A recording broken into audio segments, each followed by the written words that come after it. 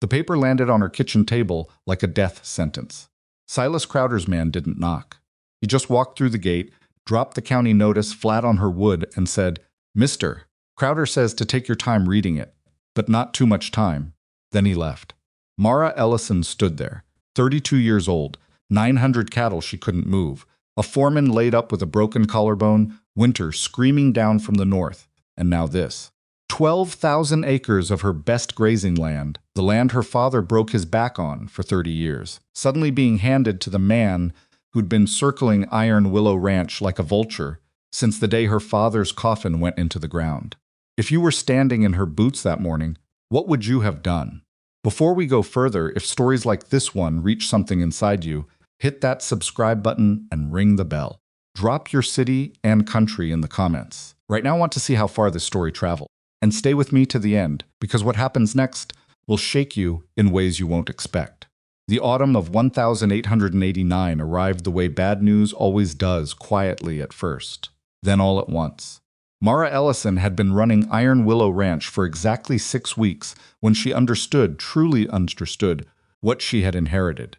Not just the land, not just the cattle, not just the debt that sat in the ledger books like a stone pressed against her chest every morning when she opened them.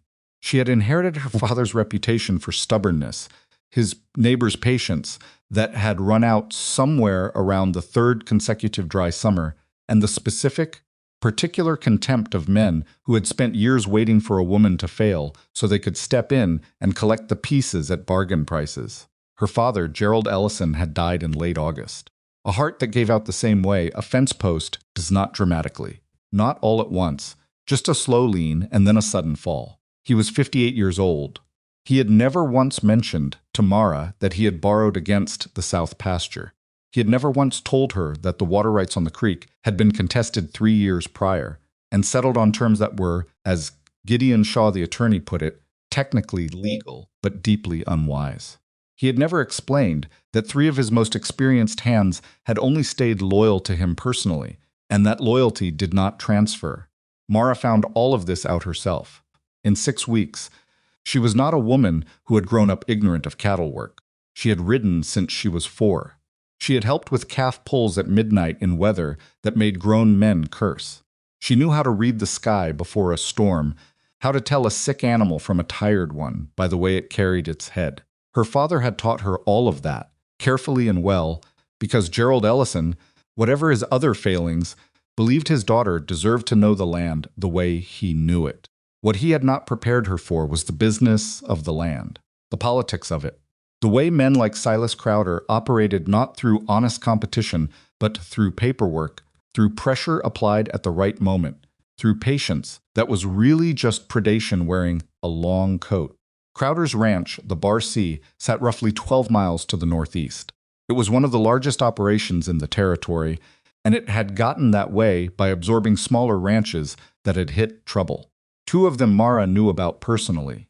The Hargrove place, which had folded after a suspicious grass fire that the county never officially investigated.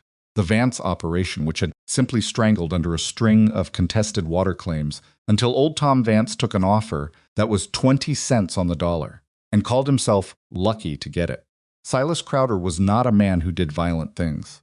He was worse than that. He was a man who arranged circumstances. Mara understood this the way you understand a cold front. Coming, you feel it before you see the clouds. She had met Crowder twice since her father's funeral.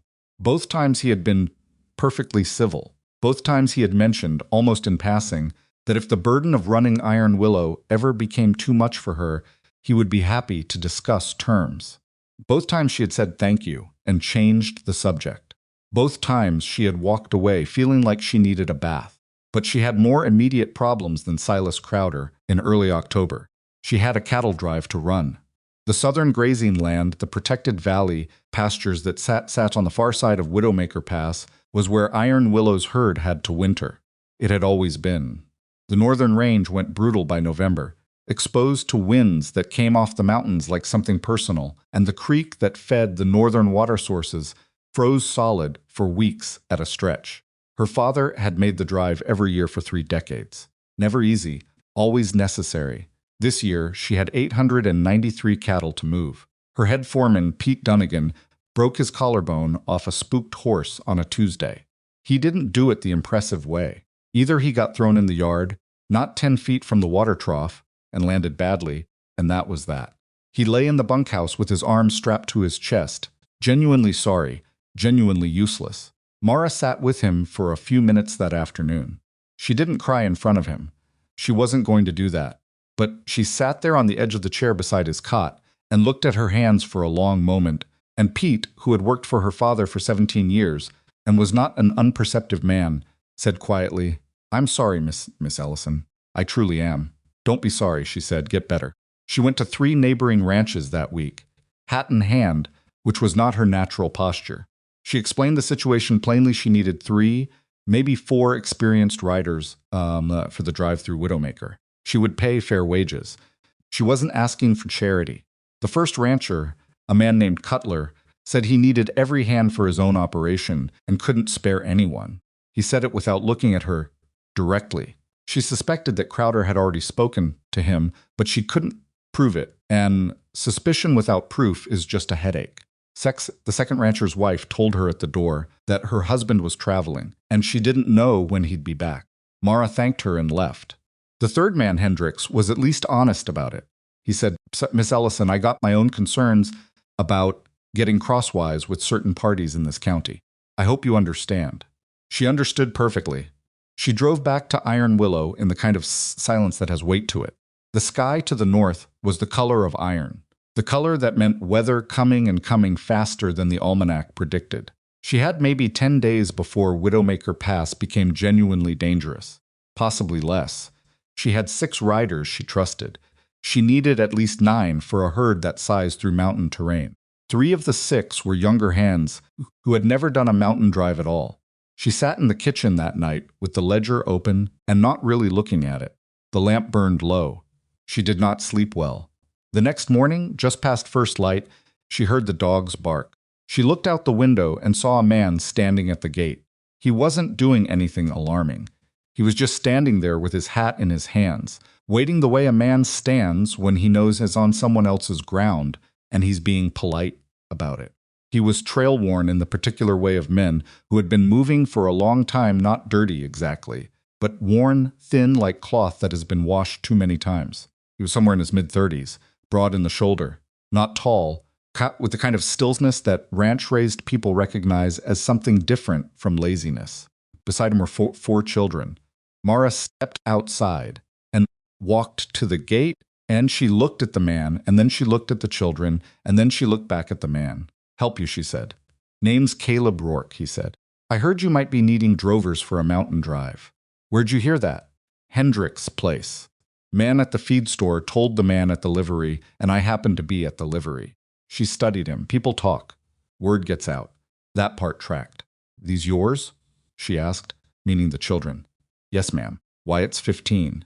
The oldest boy leaned and serious-eyed, gave a short nod.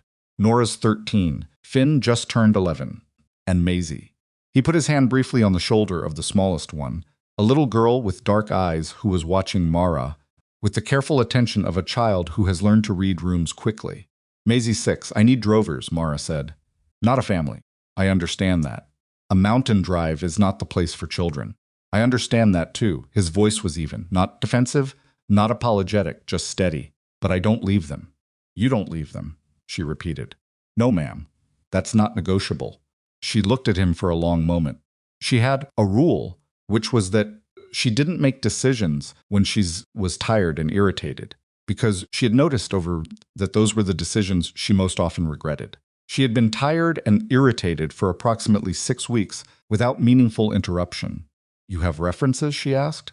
"I have a name, Caleb Rourke. You can ask about me at the stock exchange in Cheyenne or at the Miles City yards. I worked a drive for Sutton Brothers 2 years back and one for Patterson the year before that. They'll confirm it. What were you doing in between?" He paused. "Just slightly. Moving," he said. She didn't ask moving from what. She recognized that kind of pause. It was the pause of a man who would answer the question if pressed, but who was hoping she was smart enough to know which questions actually mattered right now. "Why are you here?" she asked. "And I mean here specifically. This country, my gate." He looked at her directly. Because I need work that lasts more than 3 weeks, and I heard this place might need someone who can do more than ride. And because my kids need to stop sleeping in a wagon. Mara glanced at the wagon parked back near the road. It was a solid wagon, well maintained, but there were blankets visible in the back, and a small cook's setup, and the particular organized chaos of people who had been living in close quarters for a long time. Something moved in her chest. She was irritated by it. She didn't want to feel sorry for anyone right now. She had no emotional room for it. Wait here, she said. She went to the corral, where 4 of her own cattle were penned, animals she'd separated that morning, because she thought something was off about them, but hadn't had time to look closely. She didn't say anything to Rourke. She just stood at the fence and watched the cattle for a minute. She heard footsteps behind her. Rourke came to stand beside her at the fence without being invited. She let it go because she was curious what he'd do. He stood there quietly and looked at the cattle, and after about 40 seconds he said, "2 of them have foot rot starting. The red one with the white patch has a fever. Look at the way she's standing. And that big steer on the left end is about to go lame on his front right." Mara said nothing for a moment. She had seen the foot rot. She hadn't caught the fever. And she had looked at that steer twice that morning and missed what he'd caught in 40 seconds. "How long have you been working cattle?" she asked.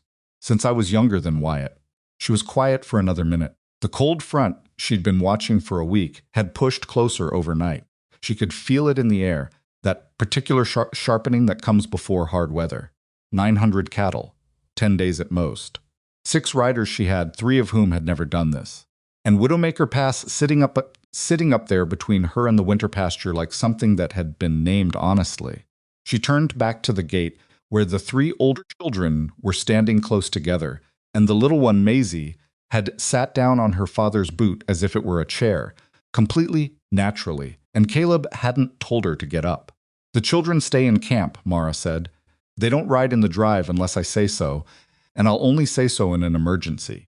They pull their weight in camp. I don't run a charity." "They'll work," Caleb said, "and I need to know right now if there's anything about you or your situation that's going to walk through my gate and become my problem."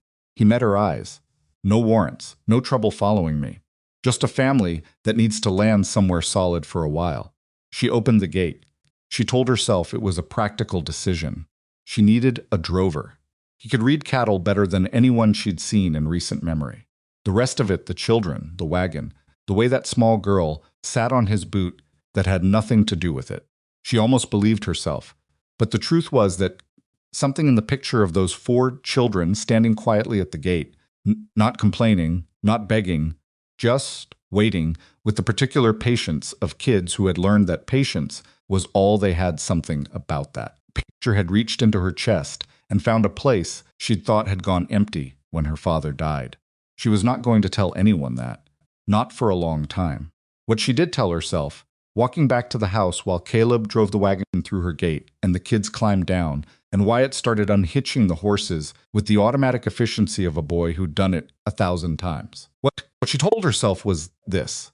She had 6 days to get 900 cattle ready to move. She had a cold front coming that wasn't going to negotiate with her. She had a mountain pass that had killed men who were better prepared than she was. She had opened the gate because she needed a drover. That was the whole story. Except it wasn't. It never had been. And somewhere under the pragmatism and the exhaustion and the ledger books full of bad news, Mara Ellison already half knew that. She just wasn't ready to say it out loud yet. 2 days after Caleb Rourke arrived, Mara walked into the barn at 5:30 in the morning and found him there already, working by lamplight, looking at the feet of every animal in the holding pen with a focus that reminded her uncomfortably of her father on his best days.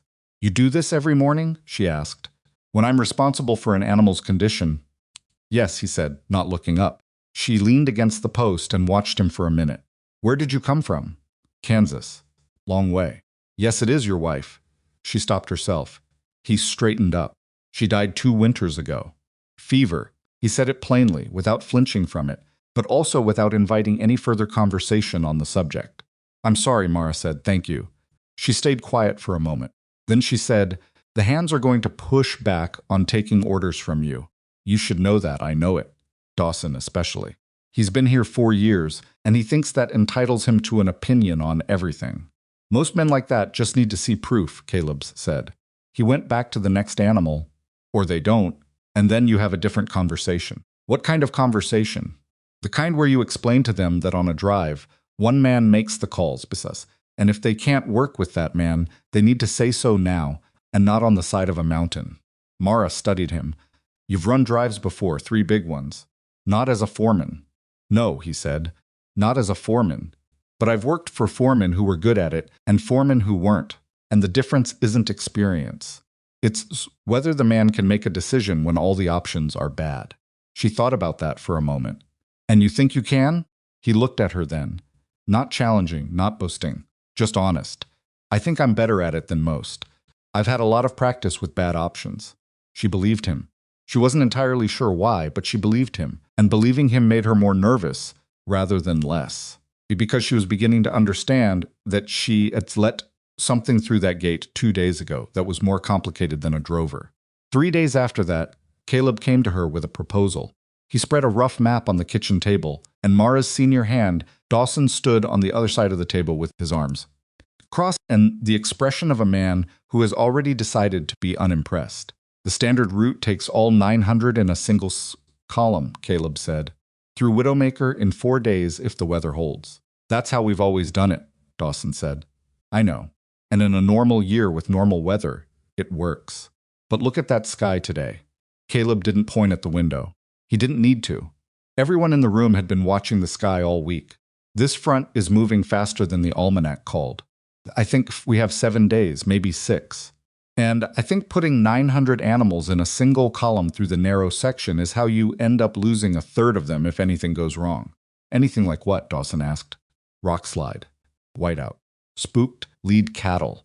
Any one of those things, and a single column turns into a disaster that you can't recover from. Because you've got 800 animals backed up behind the trouble. So what do you want to do? Mara asked. Divide them into 3 groups. Stagger the departure by 4 hours each. First group goes through the worst section in daylight. Second group camps at the eastern staging area overnight and goes through at dawn. Third doubles the time on a trail, Dawson interrupted. It doubles the time. It cuts the risk by about 2/3. And if the weather comes in faster than your guess. Caleb looked at Dawson steadily. Then we're no worse off than if we'd done it the standard way, because the standard way also fails in a fast storm. But my way gives us 3 recoverable situations instead of 1 catastrophic one. Dawson looked at Mara. Mara looked at the map. She looked at the window. She looked at Caleb. Do it your way, she said. Dawson's jaw tightened. He nodded once sharply and walked out. Caleb said nothing for a moment. Then quietly, he'll come around. Or he won't, Mara said. I'm not running this outfit by committee. No, Caleb said. You're not. And something in the way he said it, not flattering, not surprised, just acknowledging it, settled something in her that had been unsettled for 6 long weeks. She was not her father. She was not trying to be her father. She was running this ranch, and she was going to run it the way she decided it should be run. And the fact that a weather-beaten stranger with 4 children had appeared at her gate and told her that as a statement of obvious reality, without needing to make it into a speech or a moment that mattered to her more than she expected. She didn't say that either. She rolled up the map and handed it back to him and said, We leave in 3 days. The North pasture cattle go first. Get Wyatt to help you sort them. He'll do a good job, Caleb said. I know, she said. I've been watching him. And that, she recognized, was the beginning of something she hadn't budgeted for when she opened the gate. She told herself she'd deal with it after the drive. The morning they left, Mara woke before anyone else. She didn't plan it that way. She just opened her eyes at 4 in the morning and lay there for about 30 seconds staring at the ceiling. And then she got up, because lying there thinking was worse than doing something with her hands. She dressed in the dark, pulled on her boots, and walked out onto the porch. The sky was wrong. Not dangerously wrong, not yet. But the stars had that muffled quality, like something was pulling a curtain across them from the northwest. And the air had a particular stillness that she had learned to distrust over years of watching weather in this country. Stillness before a storm is not peace. It is the held breath of something about to speak. She stood there, with her coffee going cold in her hand, and looked at the North Ridge, and she thought about 900 cattle and 6 days, and a pass that had been named by someone who understood exactly what it was capable of. She heard the barn door before she saw the light in it. Caleb had been up for at least an hour. She didn't go to the barn. She stood on the porch and drank her cold coffee and accepted that she had made her decision 3 days ago. When she told him to do it his way, and second-guessing it now, at 4 in the morning, before a single animal had moved, was just fear looking for something to do with itself. By 6 o'clock the yard was loud and purposeful, horses saddled, dogs working the edge of the herd in the north pasture, riders calling to each other in the particular shorthand of men who had a long day ahead of them. Dawson had said nothing more about his objections, but he also hadn't warmed up, and he worked with the tight efficiency of a man who had decided to be right through competence rather than argument. Mara noticed that Caleb left Dawson alone. He gave him his section of cattle to manage and trusted him to manage it, and Dawson, who needed to feel trusted even if he didn't deserve it, at that exact moment, rose to it without being thanked for it. Mara filed that away. It told her something about how Caleb thought. Wyatt worked beside the other hands, without speaking much. He was 15, and trying very hard not to look like he was trying hard, which was exactly what 15 looks like. But he was good with horses, genuinely good, and by mid-morning, Mara had watched him handle a spooked mare with a patience that most men twice his age didn't have. And she thought about what kind of father produces a kid like that, and then she stopped thinking about it because she had a herd to move. The first group departed at 7:40. 300 cattle, 3 riders plus Caleb at the lead. Mara watched go from the gate and felt that darker hollow that comes when a plan leaves the planning stage and becomes an actual thing happening in the actual world where all the variables live. Nora, the 13-year-old, came to stand beside her. She didn't say anything. She just stood there watching her father's silhouette get smaller against the gray morning. And after a minute, she said, "He always looks smaller from behind." When he's riding away, Mara glanced at her. "Does he ride away often?" Nora was quiet for a moment. "He used to, after Mama died. He'd ride out and come back, and we never knew if he was going to come back the same way he left or different." She paused. "He's better now. For about the last year, he's been better." "Better how? He stays," Nora said simply. "Whatever's pulling at him, he stays." Mara didn't know what to do with that, so she said, "You're in charge of the camp kitchen until your father gets back with the first group." "I know," Nora said. "I already started the beans." She walked away toward the cook wagon with the confidence of someone who has been running a household since age 11, which was exactly what had happened, and Mara watched her go and thought, these are not ordinary children. And then she thought they had no choice about becoming extraordinary. And that thought sat in her chest like something too heavy to carry and too important to put down. The second group left at noon. Mara rode with this one herself. 280 cattle, 4 riders, the temperature dropping steadily from the northwest.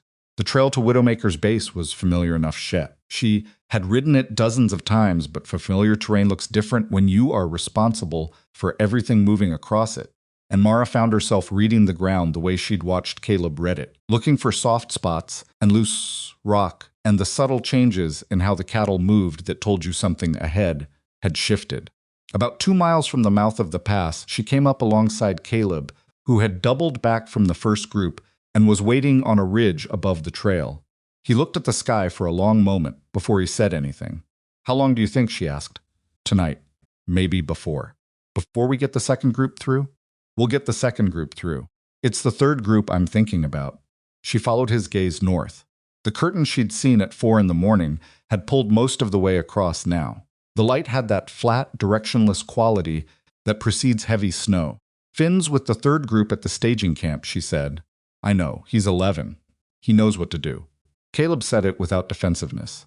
"I've told him twice. He keeps the cattle in the draw. He doesn't let anyone push them before I get back. And if the snow comes before I get there, he shelters in place. If the snow comes hard before you get there, then we have a different conversation," he said. "But I'll get there." She looked at him. She had known this man for 8 days.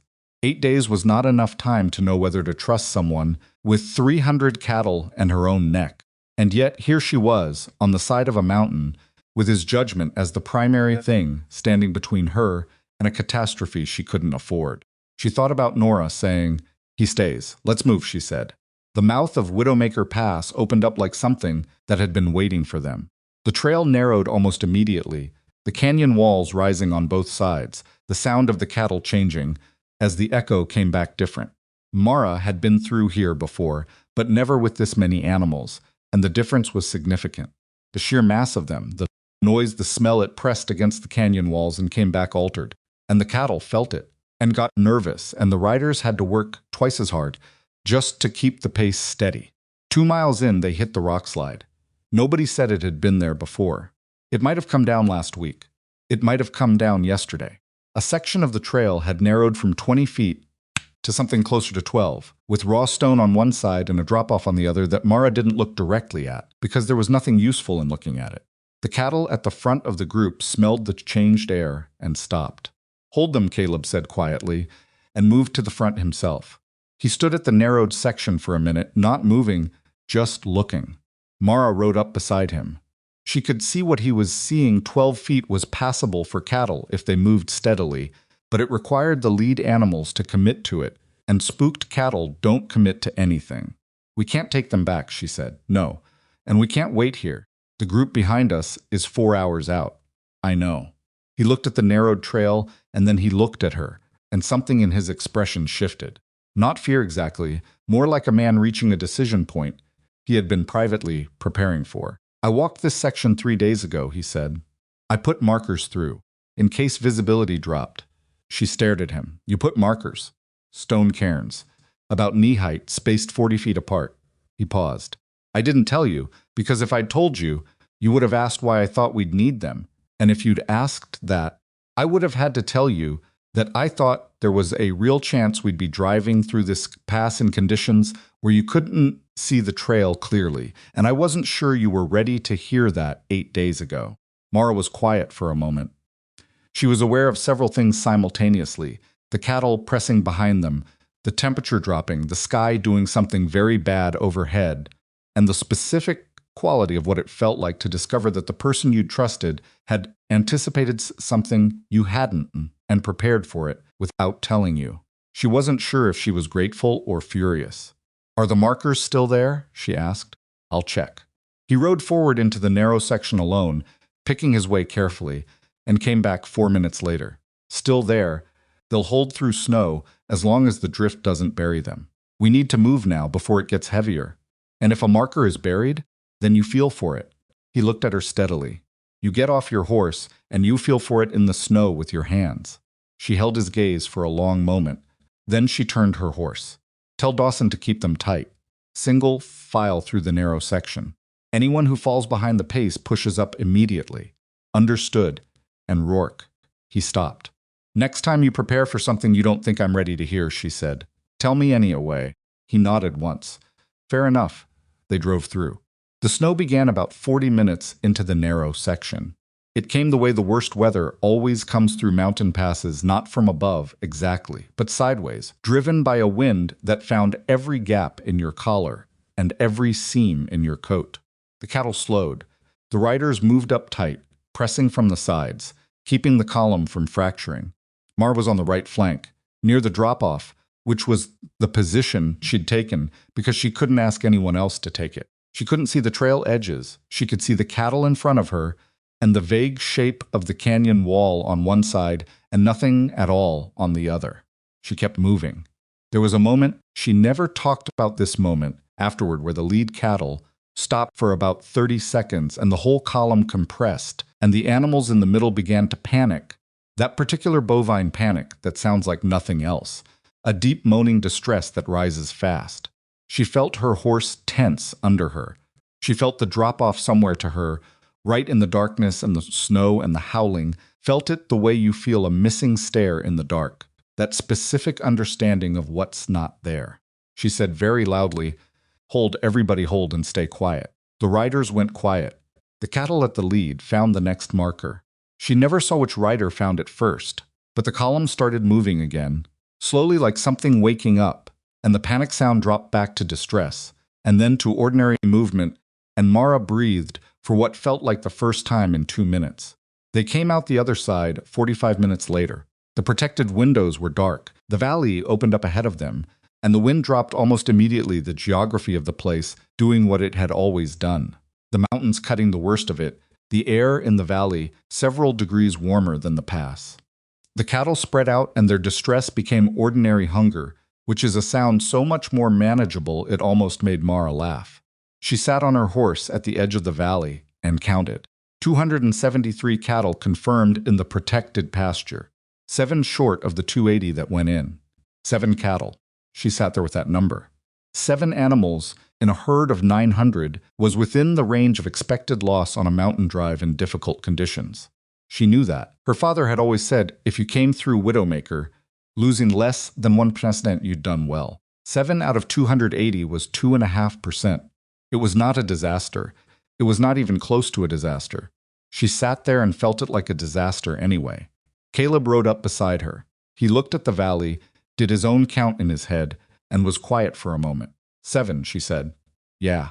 You should have nothing, he said. You drove 273 cattle through a mountain pass in a whiteout with no loss of riders and no injuries. Your father never did that. You don't know what my father did. I know what Pete Dunnigan told me before we left. Your father had 3 riders hurt on this pass in good weather. You had none in a blizzard.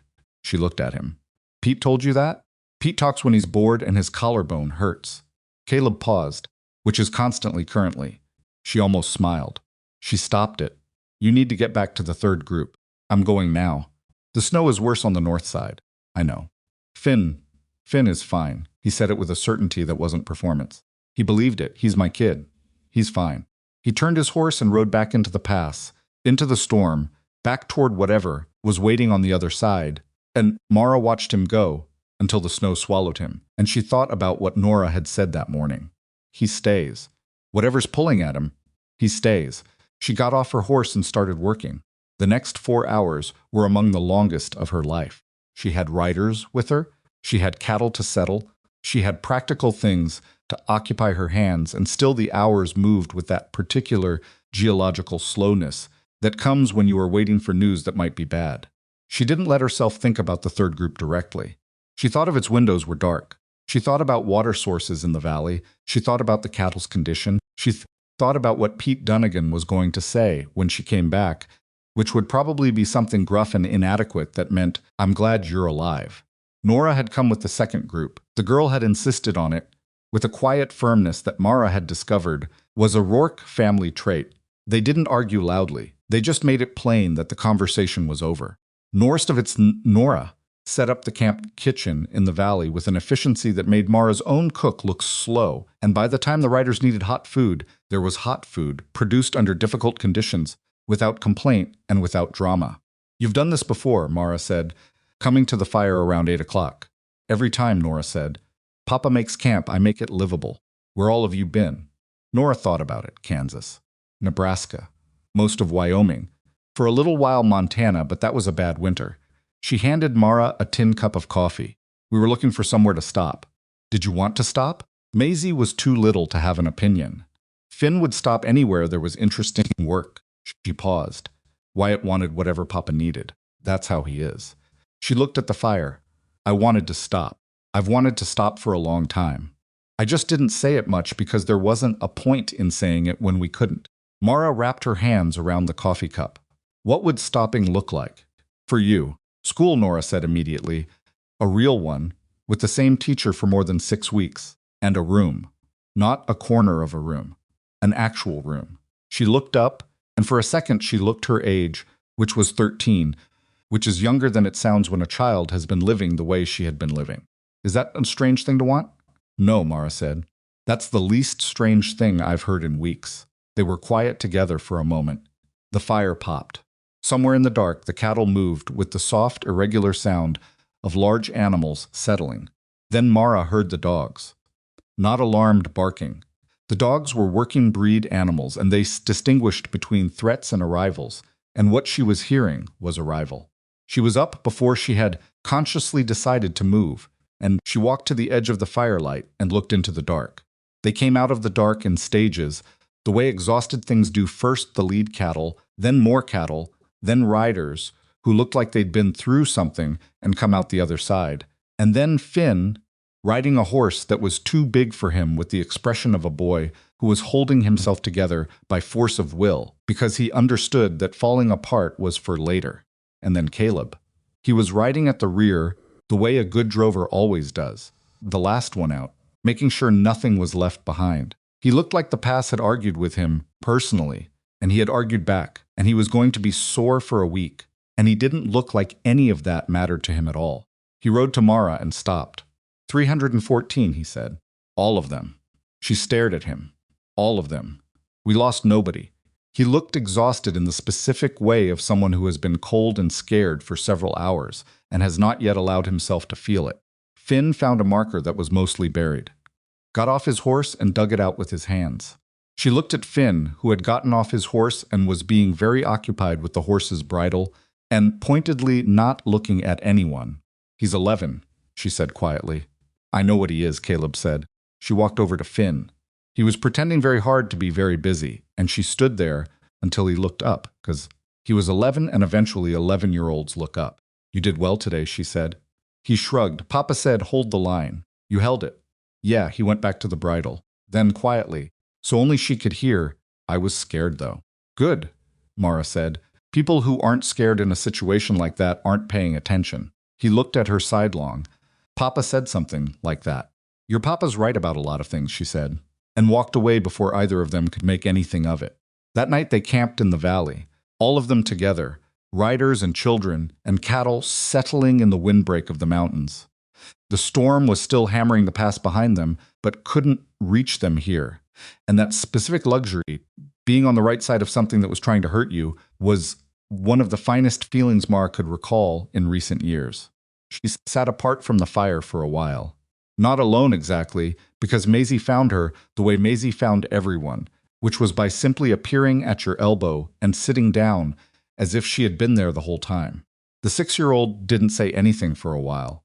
She just sat there with her small shoulder barely touching Mara's arm and watched the fire under fire with the complete, undivided attention that small children bring to everything before the world teaches them not to. Are all your cows okay? Maisie asked. Most of them. The ones that aren't okay, are they very not okay? They're gone, Mara said. In the pass. Maisie was quiet for a moment, processing this with the seriousness of someone for whom animals are not abstract. That's sad. Yes, it is, Papa cried when our dog died. She said this as a piece of information, not a judgment. He went out back and I followed him, and he didn't know I was there. Mara looked at her. Did you tell him you'd seen? No. He needed it to be private. She leaned her small shoulder more firmly against Mara's arm. I think sad things should be private sometimes. You're very wise for 6, Mara said.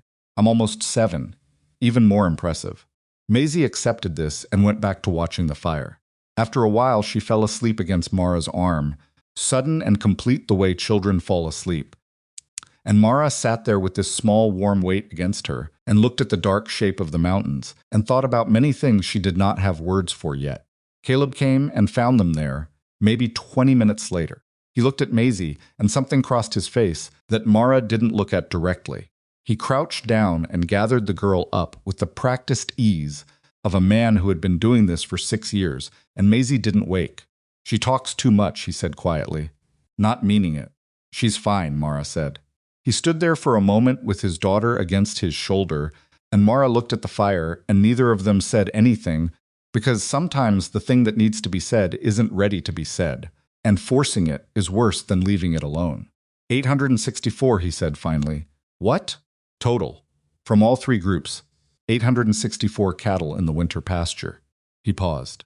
You came into that pass with 893. You're coming out with 864. That's a loss of 29.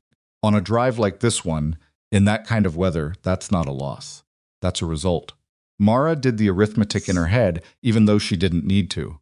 Her father's best year through Widowmaker had been a 2% loss in good weather. She had just run nearly a full percent better in conditions her father had never faced. She sat with that for a moment. Get some sleep, she said. You look like the mountain fell on you. It tried, he said. He carried Maisie back toward the camp where the other children were sleeping, and Mara watched them go, and she thought about the six weeks before each rivet, the ledger books, and The neighbors, Onsart's letters, and the neighbors who wouldn't spare riders, and the cold front building on the horizon. And then she thought about the last 8 days, which had been the hardest 8 days of her adult life, and also in ways she was not quite prepared to examine directly, something else entirely. She turned back toward the fire, 864 cattle in winter pasture, all riders accounted for. Storm behind them, protected valley ahead. She had done it. Not she alone. She knew that. She was not the kind of person who needed to erase the parts others played in order to feel good about her own portion. But she had made the call to divide the herd. She had made the call to drive into the storm. She had made the call to open the gate, which was, when she thought about it, the call all the others had depended on. She was 32 years old, and she had just moved 900 cattle through a whiteout in the Rockies, and come out the other side with 864 of them alive. And every man who had waited for her to fail was going to have to sit with that fact for a long, cold winter. It should have felt like enough. It almost did. The problem was that she had also learned something about herself over the past 8 days, something she didn't particularly like knowing because it complicated everything. She had learned that she ran better with someone to think alongside. Not someone to tell her what to do. She had no use for that and never had. But someone to think out loud with, someone whose judgment she could push against, someone whose presence at 4 a.m. made the cold coffee feel less like something to endure and more like something shared. She had known this man for 8 days. 8 days was not enough time. She told herself that firmly and went to sleep. What she could not have known, lying in her bedroll with the sound of 864 cattle settling into the valley around her, was that while she had been fighting the mountain, someone had been waiting for her to be gone. And he hadn't wasted a minute of it. She came home to a different ranch than the one she had left. Not different in the way that things change when you're away for 10 days, and the dust settles differently, and the wood shifts in the cold. Different in the way that tells you immediately, before you can name what you're seeing, that something has been disturbed. Mara felt it when she rode through the main gate, a specific wrongness, like a room where someone has moved the furniture and put it back almost right, but not quite. Pete Dunnigan was waiting on the porch. He wasn't using his arm sling. He had it off, which meant he'd been moving around more than he should, and the expression on his face was the one Mara had learned to read from him over the years, the expression that meant he had something to say and had been holding it in long enough that it had curdled some. She didn't even get off her horse before he said it. "There's a county notice on your kitchen table. It came 3 days ago." She got off her horse. She handed the reins to Wyatt without thinking about it, and Wyatt took them without being asked twice. And she walked up onto the porch and looked at Pete and said, "How bad?" "Bad enough," Pete said. 12,000 acres, the south and southwest parcels. She went inside. The paper was exactly where he'd said it was, flat on the table, face up, as if whoever had delivered it had wanted to make sure it couldn't be missed. She picked it up and read it once through. And then she read it again because the first time she read things like this, she always missed something, her eyes skipping over the worst of it the way they skipped over words in a bad dream. The county notice stated that the title to 12,000 acres of Iron Willow's southern and southwestern grazing land was under formal dispute on the grounds of a defective deed registration, and that pending resolution of the dispute, use rights on said land were being placed in administrative hold. The filing party was listed as one Orson Pike, acting as land agent. Mara set the paper down. She stood at the table and looked out the kitchen window at the yard, where Caleb was supervising the unsaddling of horses, and Finn was helping, and Maisie had found the barn cat and was conducting a one-sided conversation with it, in the serious tone she used for important matters. 12,000 acres, the south parcels, the winter pasture access corridor, the creek bottom land that watered half her southern operation. Without those acres, Iron Willow could not support the herd she had just risked her life and everyone else's life to bring safely through the mountains. Without those acres, she would spend every spring and summer and fall working toward a winter that would destroy everything she'd worked for. She understood immediately and with complete clarity what this was. Silas Crowder had waited until she was trapped in the mountains, until she was 3 days' ride from a telegraph office and too occupied with keeping 900 cattle alive to watch her back. He had filed this notice On the third day of the drive, when he could calculate with reasonable accuracy that she would be somewhere inside Widowmaker Pass, with no ability to respond. He had timed it like a man who had done this before, because he had. She went back out onto the porch. Caleb was standing at the fence now, and he was looking at her with the expression of a man who can read the shape of bad news from 20 feet away. "Come inside," she said. She told him and Pete together. She set the notice in the center of the table and let them read it. Pete read it slowly, with the deliberate focus of a man who didn't read as fast as he thought. Caleb read it fast, twice the way Mara had, and when he set it down, he didn't say anything for a moment. Pete said, "That's Crowder." "The filing agent is Orson Pike," Mara said. "Orson Pike is Crowder's man, has been for years. He just doesn't carry the name on his sign. Can you prove that?" "No," Pete said, "not in the way that matters." Mara looked at Caleb. He was looking at the notice with a particular expression she hadn't seen on him before, not anger exactly, but recognition. The way a person looks when they encounter something familiar that they had hoped not to encounter again. "What?" she asked. He looked up. "I've seen this before." "Where?" "Different state. Same structure." He paused, choosing his words carefully. "A family named Alderman. Good outfit, decent herd, water rights that a larger neighbor wanted. Title dispute filed on a section that was legal as anything had been for 30 years, but the filing muddied it enough to slow everything down, and while it was being litigated, the aldermans couldn't use the land, couldn't borrow against it, couldn't do anything but bleed money fighting paperwork. What happened to them?" He met her eyes. They sold. About a year in, when the legal fees and the lost grazing added up to more than they could carry, they sold at about 40% of what the place was worth.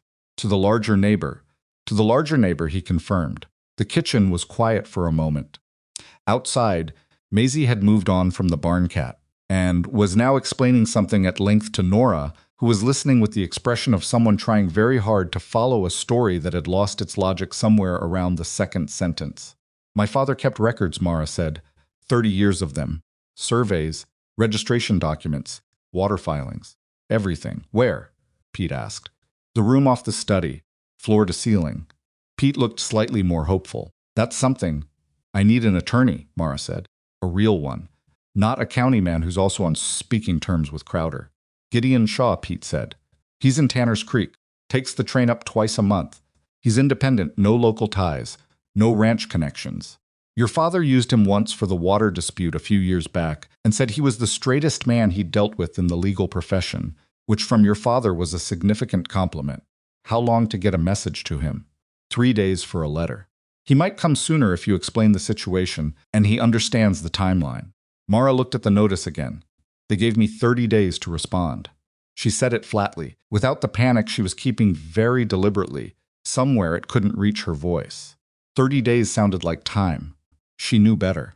In a land dispute with this kind of filing, 30 days was barely enough to understand what you were fighting, let alone fight it. "Write the letter tonight," Caleb said. "I'll ride it to the telegraph station at first light. That's a 4-hour ride. I know how far it is." She looked at him. He wasn't offering it as a gesture. He was offering it as a practical solution to a practical problem. Practical problem, the way he offered everything. And she didn't have the luxury of being proud about it right now. "Fine," she said.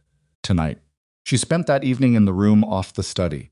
It was cold. The room hadn't been properly heated since her father died, and she lit 2 lamps and pulled her coat tighter and started going through the records her father had kept. Gerald Ellison had been a difficult man in many ways. He had been stubborn and private and had communicated through implication more than statement and had left his only daughter to discover the complications of his life, one document at a time after his death. But he had been meticulous. Everything was dated, labeled, and organized in a system that revealed itself gradually, like a language she was learning from his handwriting. Survey maps from the territorial period, original deed registrations, amendment filings, water rights documentation, going back to the first year he'd run cattle on the property. She found the registration for the south parcels at 11 o'clock at night. Original deed 1861, registered with the territorial office. Countersigned and witnessed. She found the water rights filing for the creek bottomland separately documented 3 years later. She found the tax payment records that established continuous possession and use without interruption for 28 years. She sat in the cold room with these papers in her lap and thought, this is not a defective title. This is one of the clearest property records she had ever seen. Whoever Orson Pike was, whatever he had filed, he was not filing it because the title was defective. He was filing it because filing it was free, and defending it was expensive, and he was counting on the expense to do his work for him. She wrote the letter to Gideon Shaw at midnight. She was direct about it. She didn't believe in decorating bad news, and she told him exactly what had been filed, what she had found in her father's records, and what she believed was behind it. She enclosed a precise description of the documentation she'd located. She said she needed him at Iron Willows as soon as he could come, and she would pay his usual rate plus travel. She folded the letter and sealed it and left it on the kitchen table for Caleb. She went to bed and didn't sleep for a long time. Caleb left before dawn. She heard the horse go and lay there in the dark and cataloged everything she knew and everything she didn't know, which was a useful exercise in that it was not useful at all, and eventually she got up and went to work because there was always work. In the days that followed while they waited for Shaw, something shifted in the daily rhythm of the ranch, in ways Mara noticed but couldn't quite articulate. Wyatt had stopped eating with the younger hands and had moved, gradually and without making a statement about it, to working directly alongside the more experienced men. Not pushing himself forward, just making himself consistently useful until the senior hands treating his presence as an inconvenience and started treating it as a given. Mara watched this process with interest. It was exactly what she would have done at 15. Nora had found the record room. Mara came home one afternoon to discover the girl sitting cross-legged on the floor, with 5 years of ledger books arrayed around her in a pattern that was, Mara realized after a moment of confusion, not random at all. Nora had organized them chronologically and had started a separate sheet of paper on which she was tracking the annual figures in a column. "What are you doing?" Mara asked. "Looking for the pattern," Nora said, without looking up. "What pattern?" "The years your father lost money. I want to see if they match the drought years or if there's something else." She looked up then, and for the first time, Mara saw something that looked like the possibility of apology in her face. "Is that all right?" I should have asked. "Where did you learn to do this?" "I taught myself, on the road. When Papa brought ledgers home from jobs, I used to read them. It's like a different kind of story. Numbers tell you things people don't say out loud." Mara looked at the sheet of paper. Nora had clean, precise handwriting for a 13-year-old who had been educated intermittently across 4 states. The figures were accurate. The column was correct. "Keep going," Mara said. She left her there and went to find Caleb.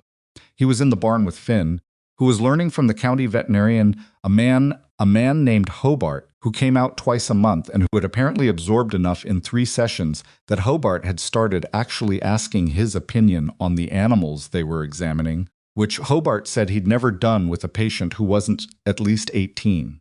Caleb was watching this from the doorway, with the particular expression of a father who is proud and trying not to show it too obviously, because showing it obviously would embarrass the child.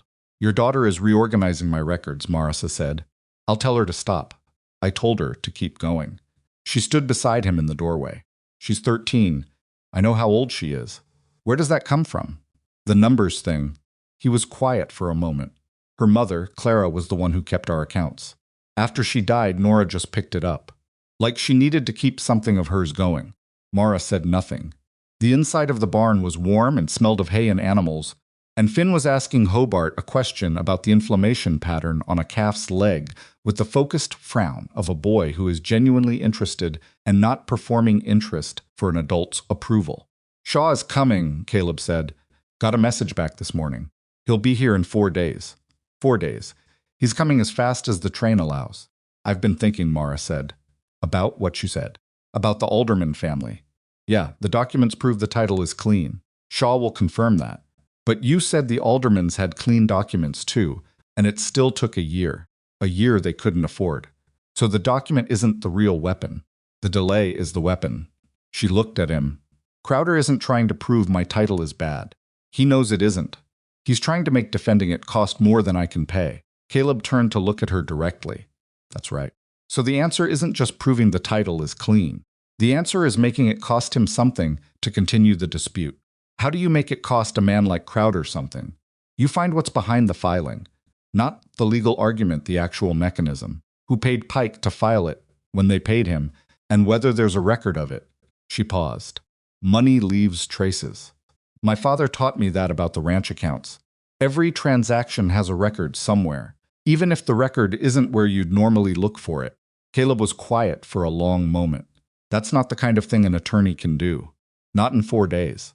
No, she said, but it might be the kind of thing someone who's been moving through this territory for 2 years might know how to do. Someone who knows the livestock brokers and the stockyards and the kind of men who handle payments for operations like Crowder's. He looked at her steadily. You're asking me to go looking. I'm asking if you're willing. Where would I start? There's a livestock broker named Aldous Crane who works out of the Millhaven yards. He's been handling Crowder's cattle sales for at least 5 years, and he handles a lot of other people's business too. If Crowder moved money through Pike, there may be a record in Crane's books. Crowder uses him for everything, including things that aren't strictly cattle business. How do you know that? Because my father knew that, and he wrote it down. She had found the notation 3 nights ago, a margin note in a 5-year-old ledger. In her father's careful script, Crane handles Bar C accounts, including private arrangements, keep distance. My father kept his distance. I don't have that option right now. Caleb looked back at Finn, who was now holding the calf steady, while Hobart made a note. He looked at the barn. He looked at Mara. How far is Millhaven? 2 days' ride. Faster by train from the Tanner's Creek station. I'd be gone at least 5 days. I know, the kids are here, she said, with me and Pete and Nora, who runs a better camp kitchen than my actual cook. Something shifted in his expression. Not quite a smile. Something quieter than that. She'd be furious if she heard you say that. She'd know I was right and be furious anyway. He nodded once, slowly. I'll go after Shaw arrives. I want to hear what he says first. That's what I was going to suggest. Gideon Shaw arrived on a Wednesday 4 days later on the afternoon stage from Tanner's Creek, and he was not what Mara had expected. She had expected someone older. Someone with the gray weight of a man who had spent decades in the law and carried it visibly. Shaw was maybe 40, compact and precise, with the kind of face that didn't give much away, and the kind of eyes that were always quietly reading the room. He read her documentation for 2 hours without speaking, except to ask brief, specific questions. He asked to see the original deed. He asked about the water rights registration. He asked for the tax payment records. He asked whether there had been any interruption in Mara's family's use or possession of the south parcels at any point in the last 30 years. No, Mara said. No disputes? No periods where the land was leased or otherwise transferred? My father leased a small portion to a neighbor for 2 grazing seasons about 15 years ago. He has the lease documents and the records showing reversion. I'll need those. She got them. Shaw read them. He set everything down in a neat stack and looked at Mara with the expression of a man who has formed an opinion and is deciding how directly to state it.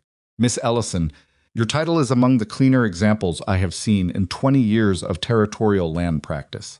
Whoever filed this dispute has no legal basis for the claim. I know that, she said. What I need to know is how to make it stop without waiting 2 years for a legal process to confirm what we both already know. Shaw studied her. You have something in mind. I have the beginning of something. I need you to tell me if it's the right direction. She laid it out for him the way she'd laid it out for Caleb, the money trail, Pike's history, her father's notation, about Crane, the pattern of Crowder acquiring ranches that had been weakened through exactly this kind of dispute. Shaw listens without interrupting. When she finished, he was quiet for a moment. If you could establish a financial connection between Crowder and Pike that predates the filing by a significant margin, not a normal business payment, but a payment timed specifically to the filing and the period of your drive, that would constitute evidence of a coordinated scheme to file a fraudulent claim, which is not simply a civil matter. It's criminal, Mara said. It could be. Or it could be enough to make the county officials involved in processing the claim very interested in distancing themselves from it, which in practical terms amounts to the same result. How quickly? If the evidence is clear and the documentation is solid, Shaw considered. The officials handling this dispute are appointed men, not elected. They care about their positions. Confronted with evidence that they've been used as instruments of fraud, their instinct will be to correct the situation before it becomes their problem publicly. He paused. I can't promise that. Human beings don't always behave in their rational self-interest, but it's the most direct path I can see. Then that's the path, Mara said. Caleb left 3 days after that, on a Thursday morning, before the children were awake.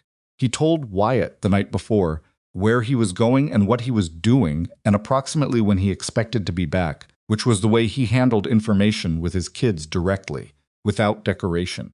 Wyatt received this the way he received most things, with a nod that said he understood and was filing it. Caleb told Nora separately. She was the one who needed more. Mara heard the end of that conversation through the open kitchen window, not intending to eavesdrop, but also not moving away. Nora's voice, low and controlled. How long, really? And Caleb, 5 days. Maybe 6. Not more. And Nora, after a pause, you always say not more. And Caleb, very quietly, I know. But this time I mean it differently. Why differently? Mara didn't hear the answer to that. She moved away from the window. She did not think about why it mattered to her that she hadn't heard the answer. The 5 days Caleb was gone were among the strangest of Mara's recent life, and she had been having a strange season. She ran the ranch. She worked with Shaw on the documentation. She checked the winter pasture reports from the riders, staying with the southern herd. She did all the things she would have done anyway. But the house felt different than it had before Caleb arrived, and it felt different in a specific direction, not the lonely empty of before, but the waiting empty of now, which is a different quality entirely. Before, the house had been quiet because there was nothing in it to make noise. Now it was quiet because the things that made noise were temporarily somewhere else, and the distinction was not subtle. Maisie had attached herself to Mara with the specific determination of a 6-year-old who has decided that a person is worth attaching to. She appeared at Mara's elbow during morning chores. She materialized beside her at mealtimes. She asked questions with the relentless curiosity of a child who has not yet learned that adults find constant questions tiring, and Mara, who had always found most social interaction exhausting, found that she did not find Maisie exhausting. This surprised her. Why do cows have 4 stomachs? Maisie asked on the second day. So they can digest grass properly. Grass is hard to break down. Do I have 4 stomachs? No one. Is that why I can't eat grass? That's part of it. Maisie thought about this at length. Papa says everything has the right number of things it needs. Like how dogs have 4 legs, because that's the right number for running, and chickens have 2 legs because that's the right number for chickens. Your papa thinks a lot about how things are built, Mara said. He thinks about everything, Maisie said. It's why he's tired sometimes. Mara looked down at her. Does he seem tired to you, here? Maisie considered this with genuine seriousness. Less than before, she said. Before he was tired in his face. Here he's only tired in his body.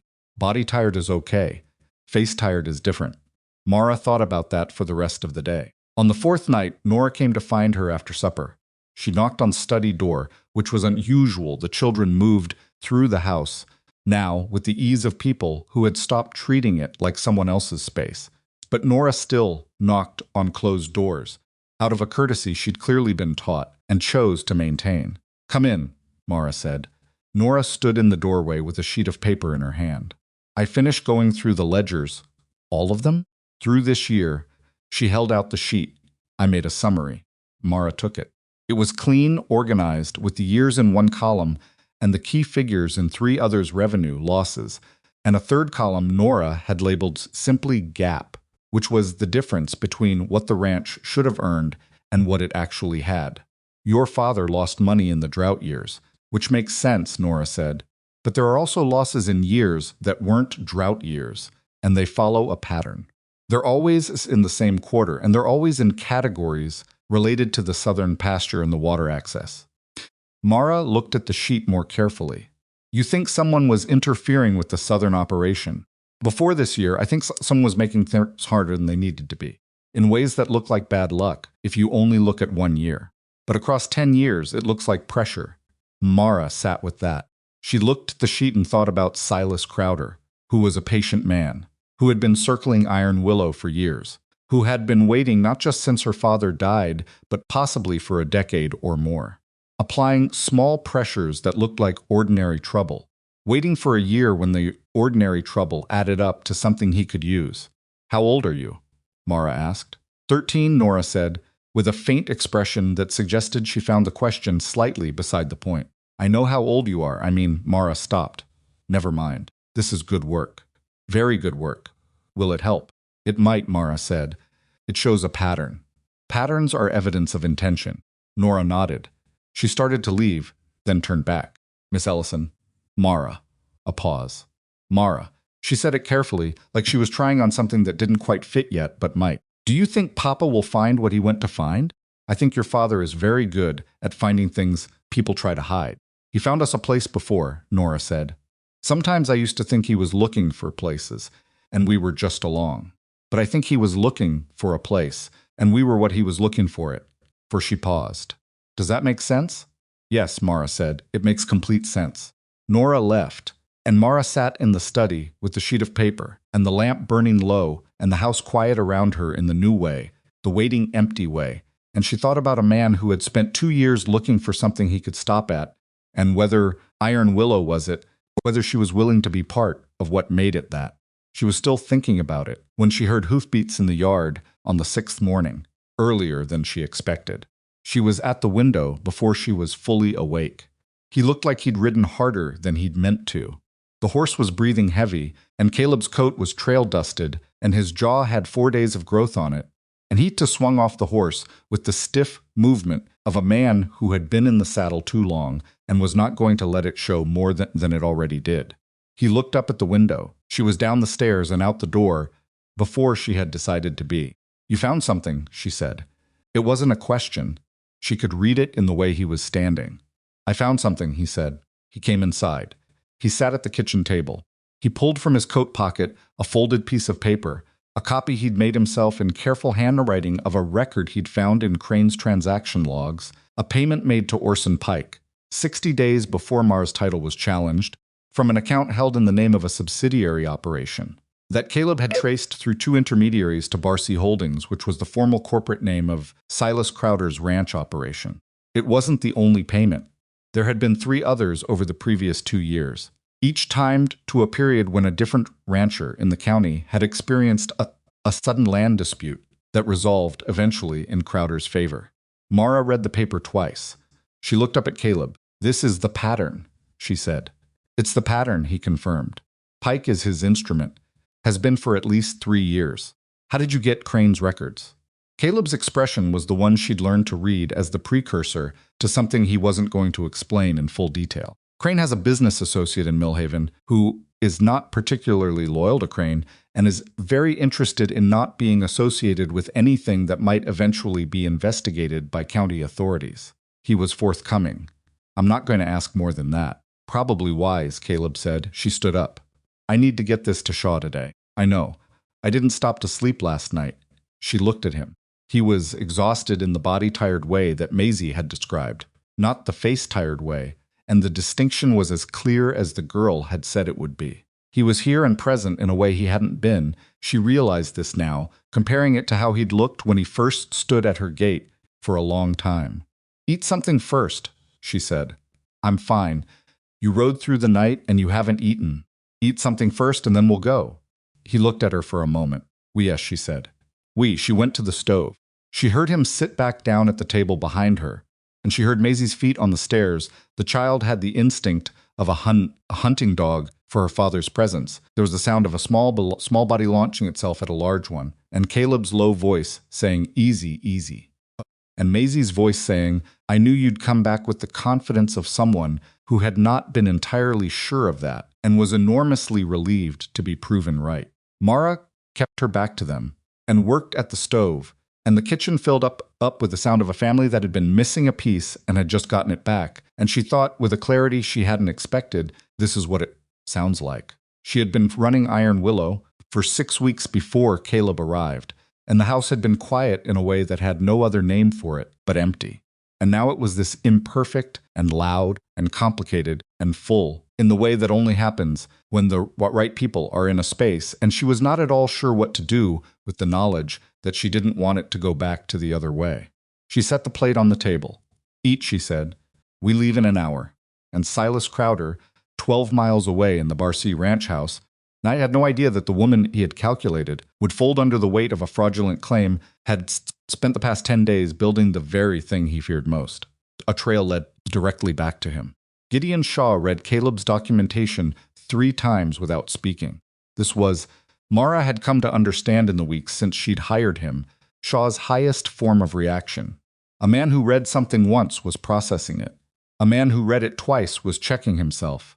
A man who read it 3 times had found something that mattered enough to be certain about before he opened his mouth. He set the papers down on the table in his rented office in Tanner's Creek, aligned them with the edge of the desk the way he always did, and looked at Mara. How did you obtain this? Does it matter? Legally, yes. Practically, for what I'm about to suggest, less so. The information came from a source with direct access to Crane's transaction records. The source is not someone who will testify in court, but the record itself is a copy of a legitimate business document, not a fabrication. Shaw considered this. If Crane's records show the payment, then Crane's records can be subpoenaed. Once we establish that the payment exists and point the county in the direction of where to look, the official process takes over. We don't need your source to testify. We need the original document to be found by someone with the authority to find it. Can you make that happen?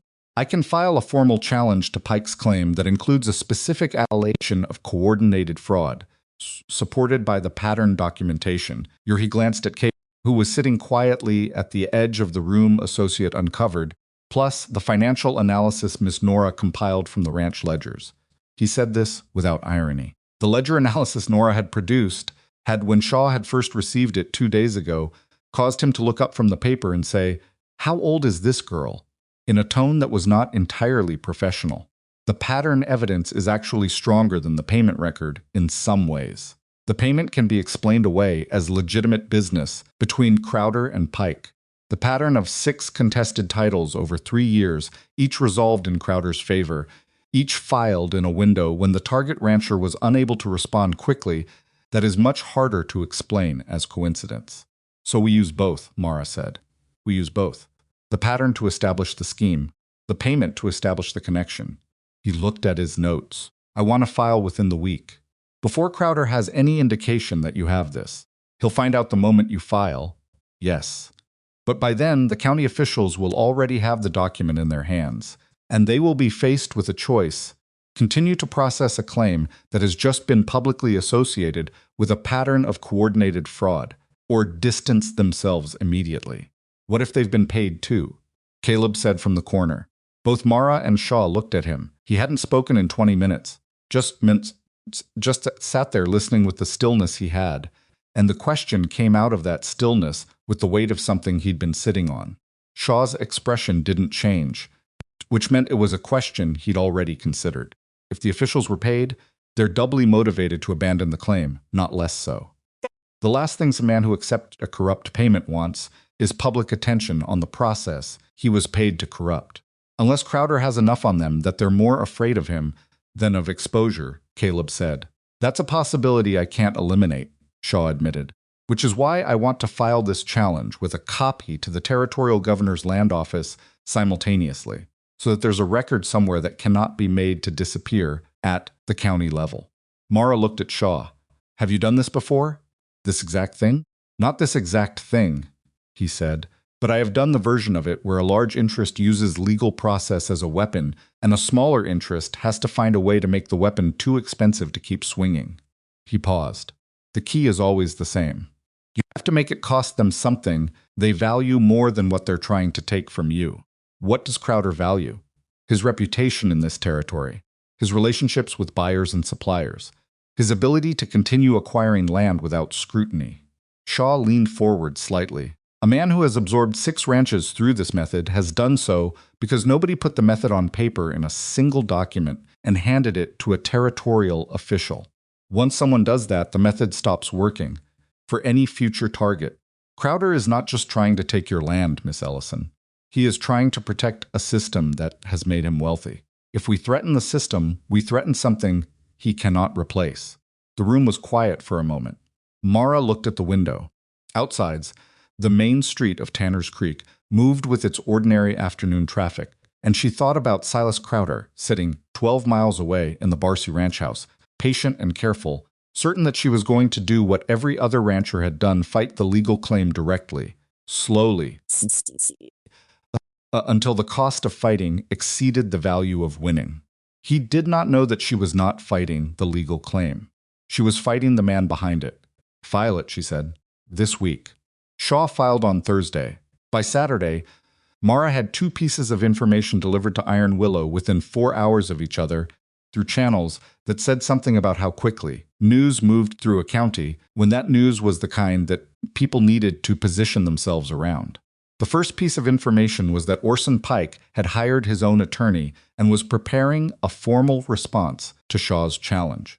The second piece of information was that the 2 county officials who had processed Pike's original filing had both, separately, requested extensions on every active land matter they were currently handling, while they conducted what one of them described as a procedural review.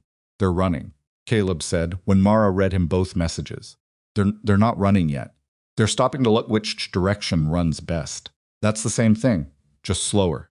Pete Dunnigan, who had been sitting at the kitchen table, listening with his arm back in the sling because the collarbone was still not right and probably wouldn't be entirely right until spring, said, Crowder won't let it go clean. He'll make a countermove. What kind of countermove? Mara asked. Something that doesn't look like a countermove. Pete had known Crowder's operation for years, not intimately, but in the way that neighboring ranchers know each other through the talk that moved through livestock auctions and county meetings, and the kind of quiet conversations that happen at the edges of public gatherings. He'll come at you from the side. Something you're not looking at. Mara looked at Caleb. Caleb said the water rights. She felt it the moment he said it. The South Creek. The filing her father had made 15 years ago, properly registered, separately documented. The creek that watered the south and southwest parcels, the same 12,000 acres currently under dispute. If someone challenged the water rights independently of the title challenge, she would be fighting on 2 fronts simultaneously with a legal budget that was not unlimited.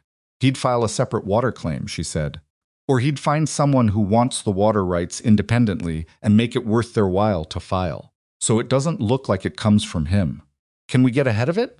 She asked Shaw when she reached him by telegraph that afternoon. Shaw's response came back in 2 parts. The first part said he was already preparing a preemptive water rights affirmation, filing based on the documentation Mara had provided. The second part said something she had to read twice. Also advise you to expect a direct approach from Crowder. When the legal mechanism is threatened, men of his kind frequently shift to appearing reasonable. Do not mistake an offer for a retreat. She was still thinking about that when the rider came. He arrived at Iron Willow on a Monday afternoon, well dressed for a ranch errand, on a horse that was worth more than most men's monthly wages.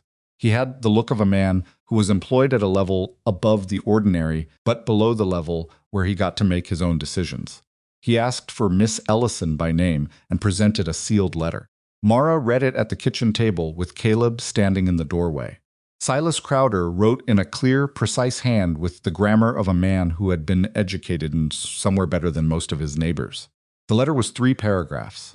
The first paragraph expressed his hope that the recent legal complications had not been too burdensome and conveyed his respect for the capable way she had managed the fall cattle drive, which he said had been the talk of the county.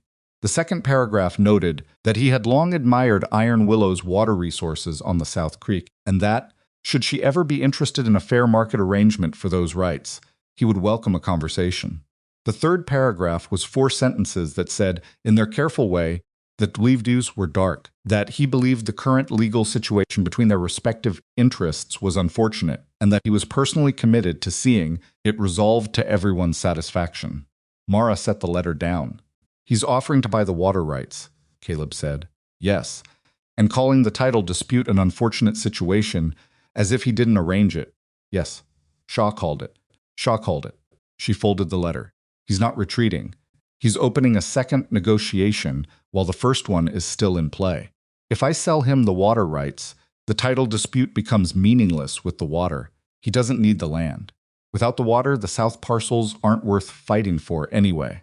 So the title dispute was always partly a pressure device to make the water rights offer look reasonable by comparison. He planned this a year ago, Mara said. At least. She sat with that for a moment. The patience of it, the architecture of it, the way he had constructed a situation in which any response she made moved her closer to losing something, fight the title claim and exhaust herself, sell the suitor rights, and surrender the thing the title claim was designed to make look like the lesser loss. It was, she recognized with a cold sort of clarity, genuinely sophisticated. A man who thought this way about other people's land had been thinking this way for a long time. She had no admiration for it, but she understood it, and understanding it was the first step to dismantling it. "Write Shaw," she said. "Tell him Crowder has made a direct approach on the water rights, and I am declining through legal representation. I don't respond to Crowder personally. Everything goes through Shaw." "That signals you know what the water approach is for," Caleb said. "Good. I want him to know I know." A man who believes his opponent doesn't understand the game plays differently than a man who knows they do. Caleb was quiet for a moment. He might escalate. He might. But he's also running out of clean moves. The title challenge is under scrutiny. The water rights approach has been refused through an attorney, which creates a record. The county officials are reviewing their own handling of the original filing. She looked at Caleb. Every move he has left is messier than the last one. Messy means more risk. More risk means more cost. You sound like Shaw. "Shaw sounds like my father," she said, "on his better days." Caleb almost smiled at that. He pushed off the doorframe and came fully into the kitchen, which was, Mara had noticed what he did when he'd finished processing something and had arrived at a position. "What do you need from me right now?" "I need you to keep running the ranch like none of this is happening, because the cattle don't care about Crowder's letters and the hands follow the mood of the person in charge. And if the person in charge looks like she's fighting on two fronts and losing sleep, the mood will go wrong." "Are you losing sleep some? How much?" She looked at him. "Enough." He nodded. "I'll handle the morning checks. You sleep until 6. "I don't need. You said you wanted me to run the ranch." "That's me running the ranch," he said it evenly, not unkindly. "You can't think straight when you're tired. You've been doing 12-hour days since before the drive. Take an extra hour." She wanted to argue with him. She recognized that the wanting to argue was itself a symptom of the tiredness he was talking about, which was the kind of self-awareness that she found deeply inconvenient. "Fine," she said. He went back to work, and she sat at the table for a moment longer, and she thought about the fact that in the 6 weeks before Caleb Rourke had appeared at her gate, she had made every decision alone and told herself that was how she preferred it. She had believed it when she told herself that. She had not been lying exactly, just working with incomplete information, the way you make decisions when you don't know yet what the alternative feels like. She knew now. The knowing changed things in ways she was not entirely ready to deal with. The county official's procedural review concluded, in official language, 12 days after Shaw filed his challenge. The document they produced was 5 pages of careful bureaucratic phrasing that essentially said they had identified irregularities in the processing of the original Pike filing and were suspending the administrative hold on Iron Willows South. Parcels pending a formal review of the claim's legal standing. Suspending the hold. It was not a dismissal. It was not a ruling in Mara's favor. It was the legal equivalent of a man who has been walking toward you with bad intentions, suddenly stopping and looking at his shoes. But it was something, and it was something that had happened in 12 days, rather than 12 months, which meant Shaw's calculation about the official's priorities had been correct. She was in the barn when Pete brought her the document. He stood there while she read it, and when she looked up, he had the expression of a man who had been ranch adjacent for long enough to know that small victories are still victory and should be acknowledged as such. "It's not over," she said. "No, but it's different than it was last week." "Did you tell anyone?" told Caleb. "He's finishing the fence line on the south quarter." She went to find him. He was where Pete said he was, working a fence line in the cold with Wyatt beside him, both of them in heavy coats, working with the steady efficiency of people who have learned that cold work done well is better than cold work done fast. She rode out and dismounted and handed him the document without preamble. He read it once. He handed it back. "They blinked," he said. "They blinked," she confirmed. Wyatt was watching them from 10 feet away, trying to read the situation from the adults' expressions. Caleb glanced at him and said, "It's good news. Keep working." Wyatt went back to the fence. "Crowder will respond," Caleb said. "He's not going to accept a county review without pushing back." Shaw says, "The next move is filing the comprehensive challenge. Everything. The pattern, the payment record, the ledger analysis with the territorial governor's land office. Make it a territorial matter, not just a county one. Bigger stage. Bigger stage means more people watching. More people watching means Crowder's ability to quietly manage the outcome goes down." Caleb looked at the fence line for a moment, then back at her. "How's your money holding?" It was a direct question. She didn't resent it, he had the right to ask. And she had learned to see his directness as a form of respect rather than presumptuousness. Shaw's fees are manageable if this resolves in the next 60 days. If it stretches to spring, it starts to bite. What if it doesn't resolve in 60 days? Then I sell some cattle earlier than planned and take a lower price and deal with it. Or, he said, you let the hands who've been asking about year-end bonuses understand that this year the bonus comes in the form of keeping their jobs through a fight that most outfits would have lost already. She looked at him. You think they'd accept that? Dawson would. I talked to him last week. You talked to Dawson about our finances? I talked to Dawson about loyalty. Caleb held her gaze steadily. He's been here 4 years. He doesn't want to work for Crowder, which is what happens if this place folds. He's not as difficult as he seemed in September. Mara thought about Dawson's tight jaw when Caleb had proposed the divided herd strategy. She thought about how he'd worked the night, drive through the storm, shoulder to shoulder, no complaint. No, she said slowly. He's not. She went back to the house and wrote to Shaw, proceed with the territorial filing. What happened next happened the way large events sometimes do, not dramatically. Not in a single moment, but in a series of quiet shifts that accumulated into something irreversible. The territorial governor's land office received Shaw's comprehensive challenge and assigned it to a senior review officer named Marsh, who had a reputation for thoroughness that Shaw had mentioned when recommending this route. Marsh requested documents. He requested them not just from Mara, but from the county officials who had processed the original filing, and from the land agent registry where Pike was registered, and from the court records of the previous 6 land disputes Shaw's filing had identified as part of the same pattern. This took 3 weeks. 3 weeks during which ran as if nothing extraordinary was happening because Caleb had been right about the Hanses' mood following some charge, and Mara had decided that the way she would handle the waiting was by working. The winter herd was healthy. The south parcels, though still technically under review, were accessible due to the suspended hold, and the cattle wintering there were doing well.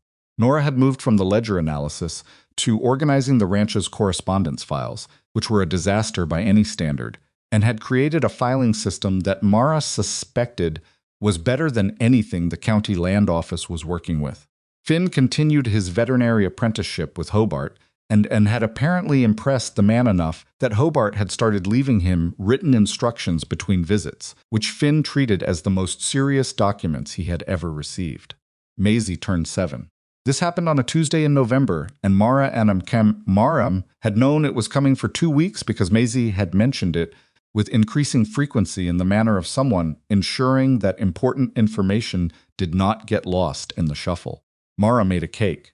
This was not something she had done in years, not since the house had been the kind of house where there were occasions for cakes.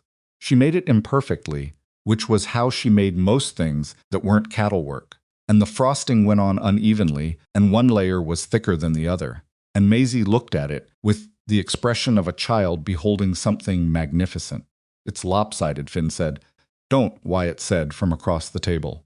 It's beautiful, Maisie said firmly, as if settling the matter permanently, which it was.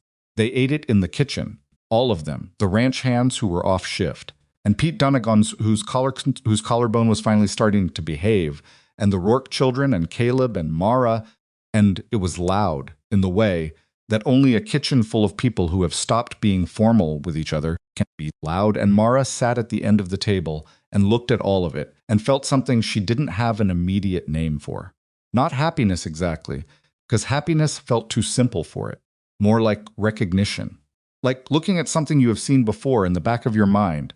in the part of yourself that imagines what a life should contain, and understanding that the imagining has become the actual.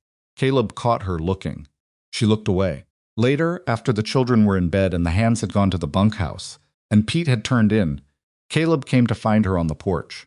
She was standing there in her coat looking at the stars, which were very clear and very cold and very indifferent to everything happening below them, which she found comforting rather than otherwise.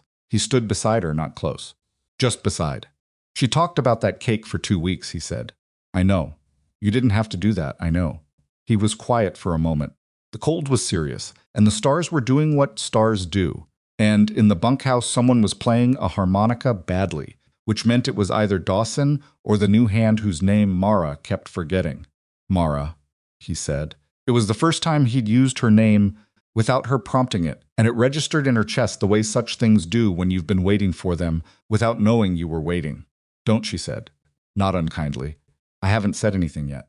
I know what you're going to say, do you? She looked at him. You're going to say something about the situation being complicated and the timing being bad and there being a lot of reasons why. It's wiser to not. Actually, he said, I was going to ask if you'd thought about what happens after. She stopped. After Shaw files. After the territorial review resolves. After the title is confirmed and the water rights are secure and Crowder runs out of clean moves. He looked at her evenly. What happens to this ranch then? What do you need it to be? She looked away, back at the stars. I need it to be what my father built. But better than what he built, stable, respected. The kind of place that people try to partner with rather than acquire. And what do you need to do that? Good land management, consistent breeding decisions, better relationships with the buyers in the territory. She paused. Someone who knows cattle the way you know them. I was going to say the same thing, he said quietly.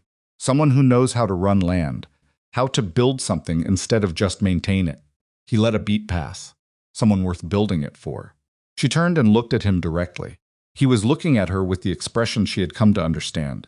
Was his honest face not the careful, contained face he used for most of the world, but the one that appeared when he had decided to stop managing what he showed. Your kids, she said, they're already half belonging here. I know. Maisie calls this house the Big Warm. Something moved across his face. She told me. And she stopped, started again. I don't want you to stay because you feel you owe me something for the gate, or because the children need a place. I need you to understand that. I know what I owe you for the gate. It's exactly nothing you hired me for a job. I did the job. He held her gaze. That's not what this is. Then what is it? It's me telling you that in 2 years of moving across this territory, looking for somewhere to stop, this is the first place that felt like the moving should end. He paused. And you're most of why. The harmonica in the bunkhouse hit a particularly bad note, and someone laughed. The stars continued their work. The night was cold and clear, and everything was extremely imperfect. And Mara stood there with her heart doing something irregular, and thought about the woman she had been 6 weeks ago, alone in this house, with the ledger books, and the debt, and the cold front building on the horizon, and the distance between that woman and this moment was not measurable in weeks. I need to know the title is settled first, she said. I can't think clearly about anything else until that's done. I know, he said. I wasn't asking you to, but after. After, he said.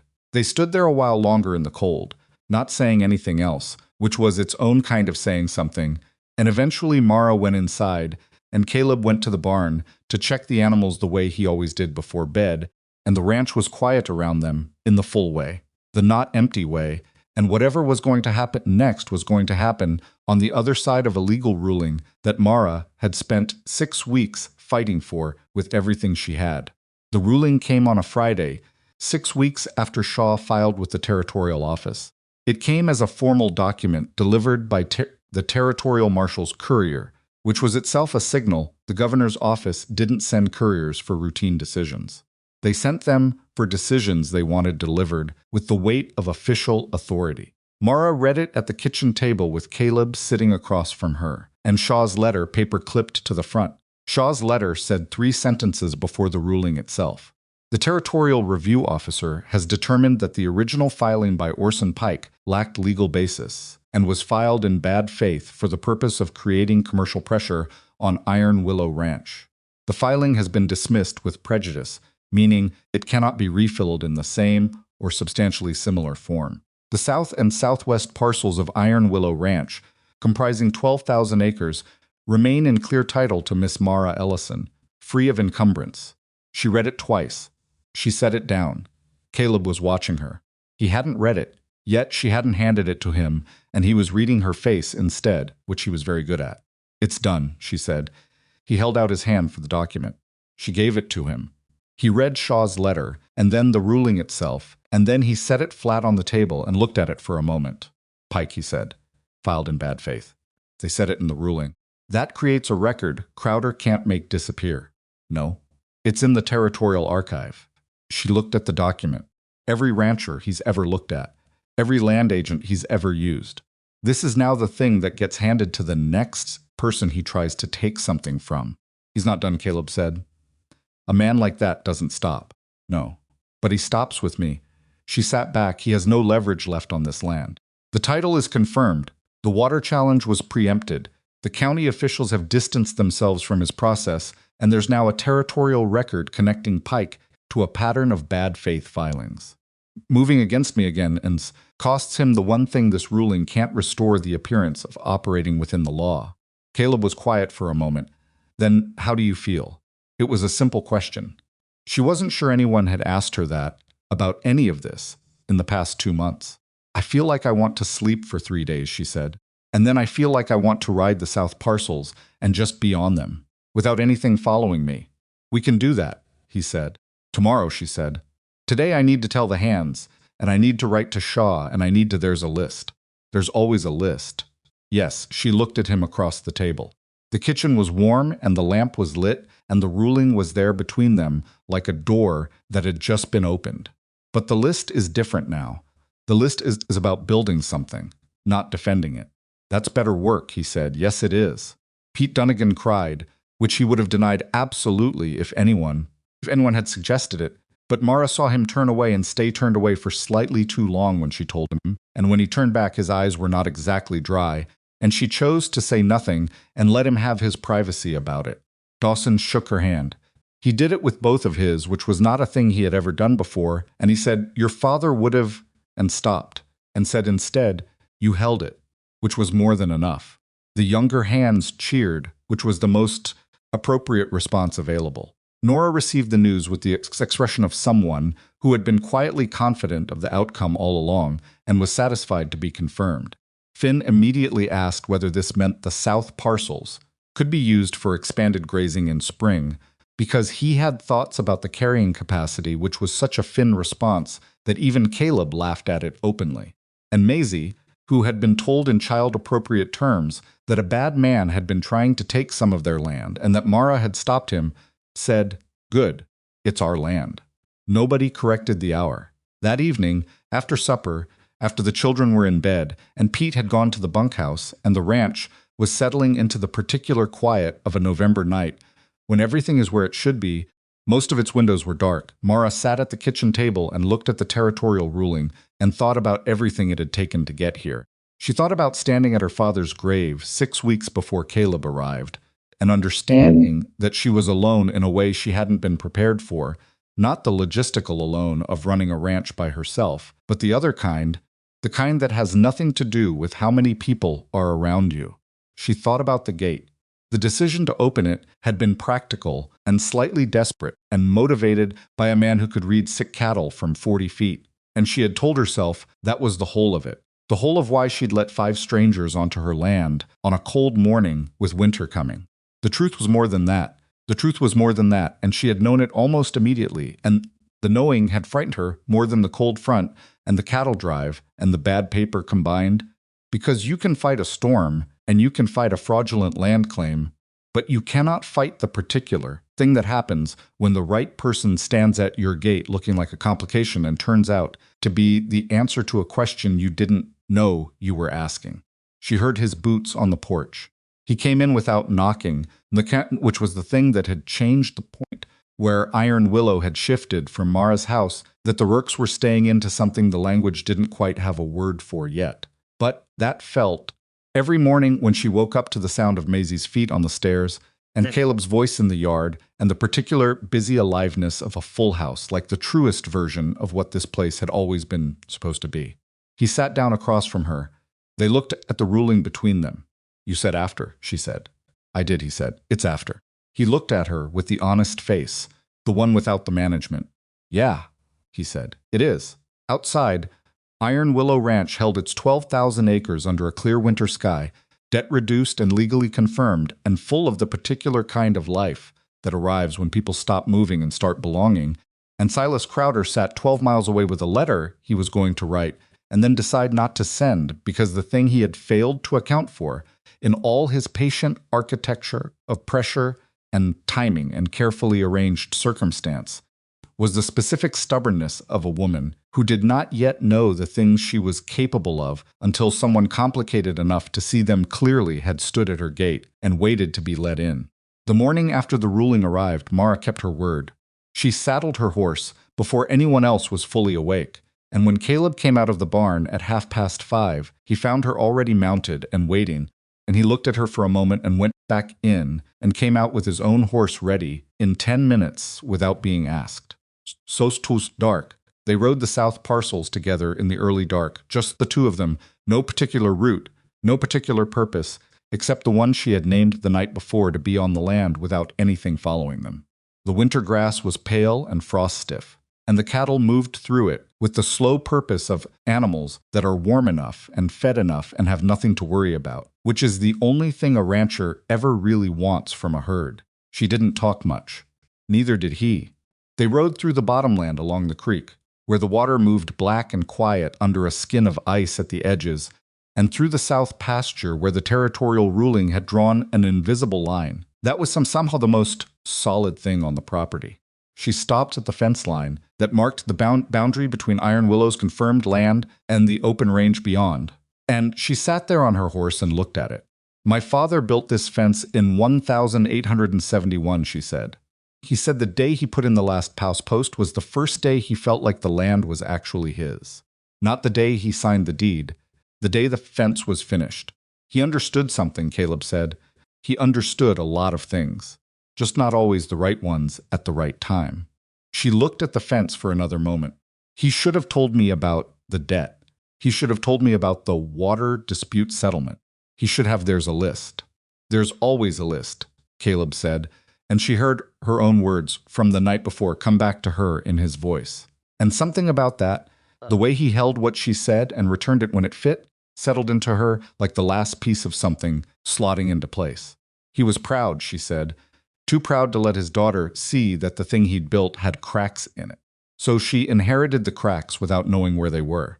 She turned her horse away from the fence. "I'm not going to do that. Whatever I build here, Maisie and the rest of them are going to know all of it, the good years and the bad ones, where the money goes and why, where the problems are before they become crises." Caleb rode beside her back toward the ranch. "That's a different way of running a place. It's the way I should have been raised," she said, "and the way I intend to raise them." The word raise sat in the air between them, uncomplicated and enormous. She had said it without thinking, or rather she had said it with the part of her that had stopped pretending. Certain things weren't already decided. Caleb said nothing, but the silence had the quality of something agreed upon. When they got back to the yard, Maisie was on the porch in her coat over her nightgown, which was completely against the rules Nora enforced about getting properly dressed before going outside, and she was watching for them with the vigilance of a child who has learned not to assume returns. "You went riding," she said. "We did," Mara said, "without telling anyone. We left before you were awake. I was awake. Then you should have said something." Maisie considered this and found it unsatisfactory, but technically accurate. "Next time I'm coming," she said. "Next time you can," Caleb said. "Now go put real clothes on before Nora finds you like that. Nora's already making oatmeal. She knows. Then she's already mad. Go." Maisie went, with the particular dignity of a 7-year-old who is retreating but refuses to appear to be retreating. Mara watched her go and felt the smile she hadn't allowed herself fully for about 2 months finally arrive without asking permission. Winter settled over Iron Willow and the ranch moved through it, the way ranches always do, not gracefully, not easily, but with the grinding competence of people who know that the cold is not personal and the work is not optional and spring always comes if you last long enough to see it. The herd in the South Valley was doing well. Better than well, actually, which Caleb attributed to the divided herd approach on the drive, having reduced the stress on the cattle during transport, and Hobart the veterinarian confirmed it when he came out in December and walked the pasture and said the condition score on the southern herd was the best he'd seen on Iron Willow in at least 5 years. What changed? Hobart asked, and Mara said, management approach, and Hobart looked at Caleb and said, that'd be you then, and Caleb said, that'd be both of us, which was accurate, and also, Mara noticed, the first time he'd publicly framed decisions at Iron Willow as something they shared rather than something she led, and he executed. She mentioned this to him later, not to make anything of it, just because she noticed it. It is both of us, he said simply, has been for a while. She let that stand without commentary, which was its own kind of agreement.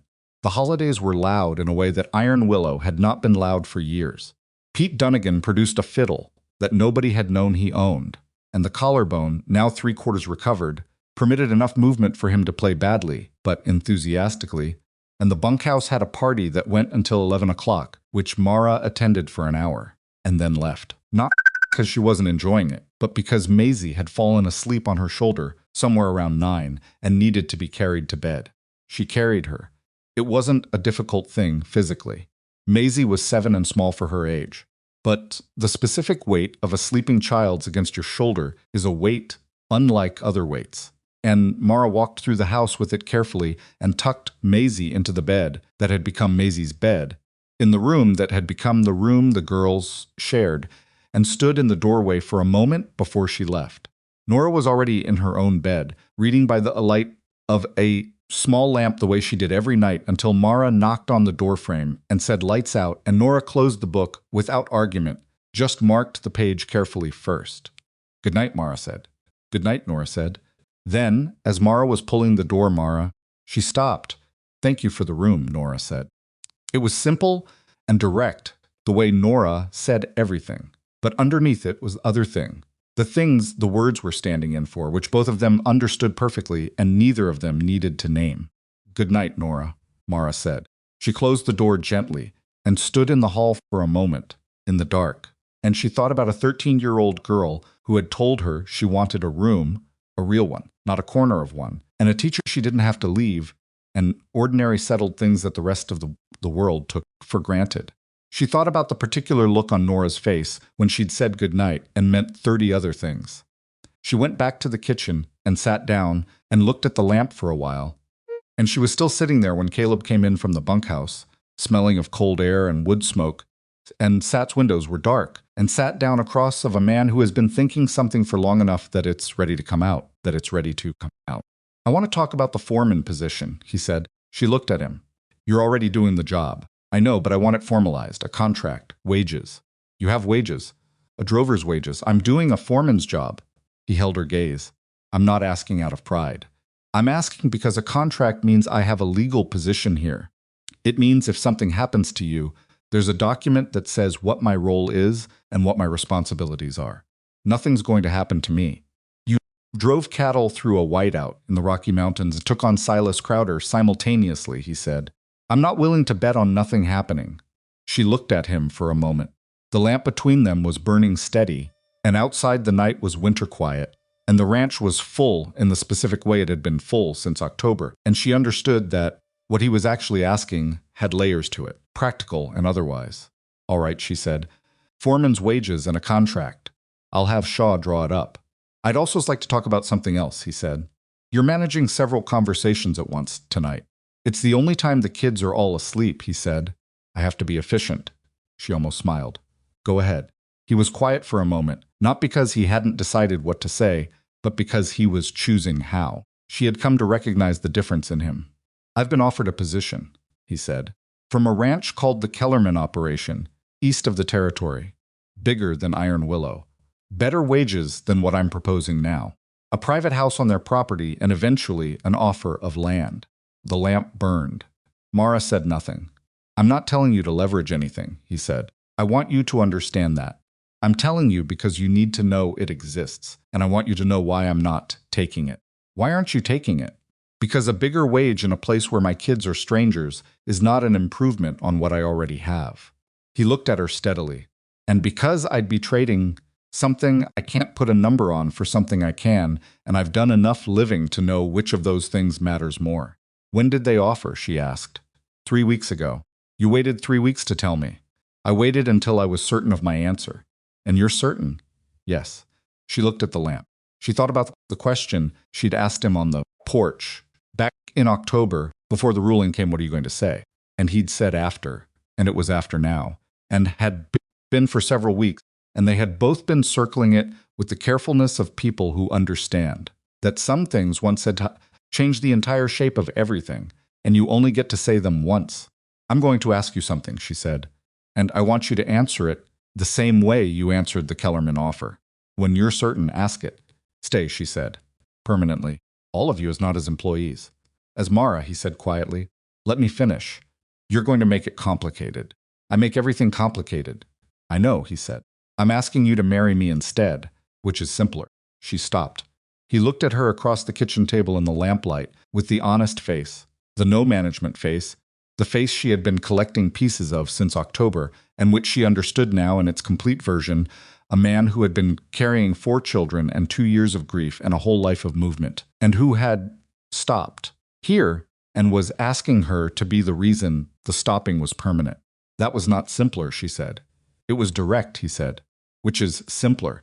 You're proposing at the kitchen table at 11 o'clock at night. You're sitting at the kitchen table at 11 o'clock at night. This is where you are. I'm not going to ask you to be somewhere more appropriate. She looked at him.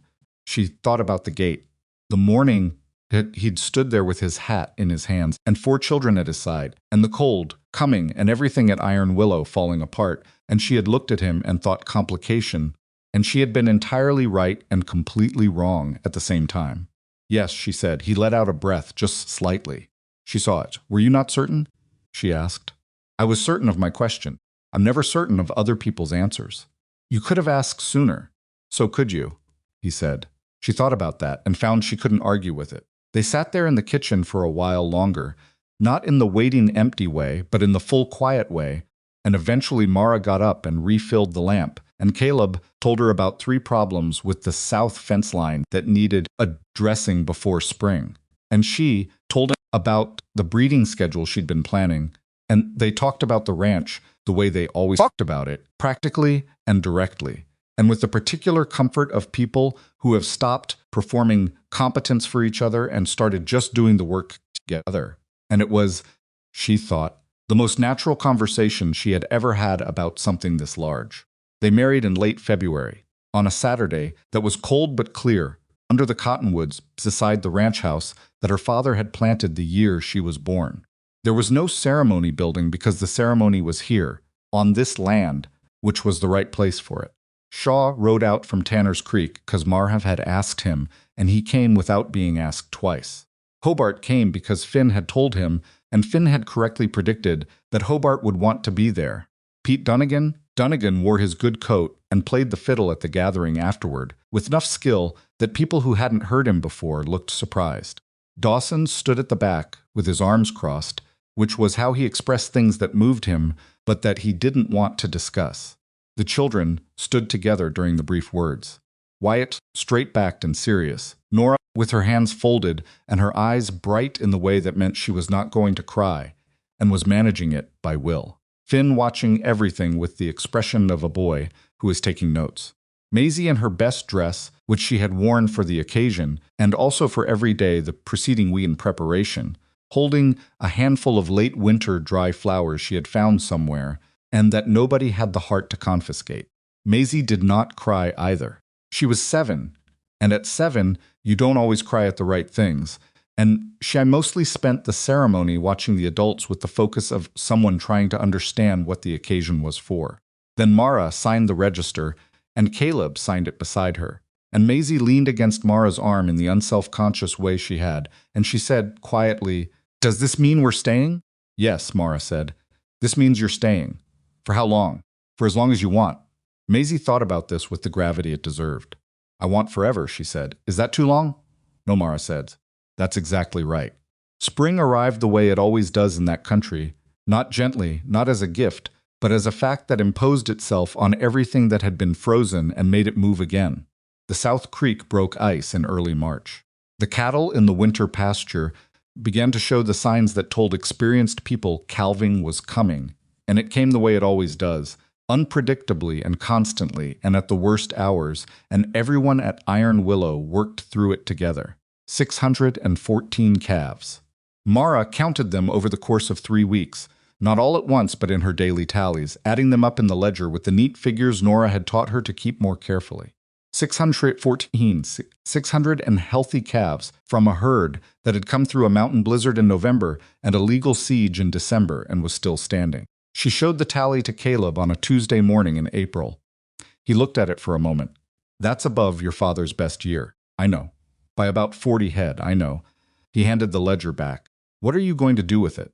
Write to the Hendricks Ranch and the Cutler operation and every other neighbor who refused to spare riders in October, and let them know that Iron Willow is in a position to discuss partnership arrangements for the fall drives.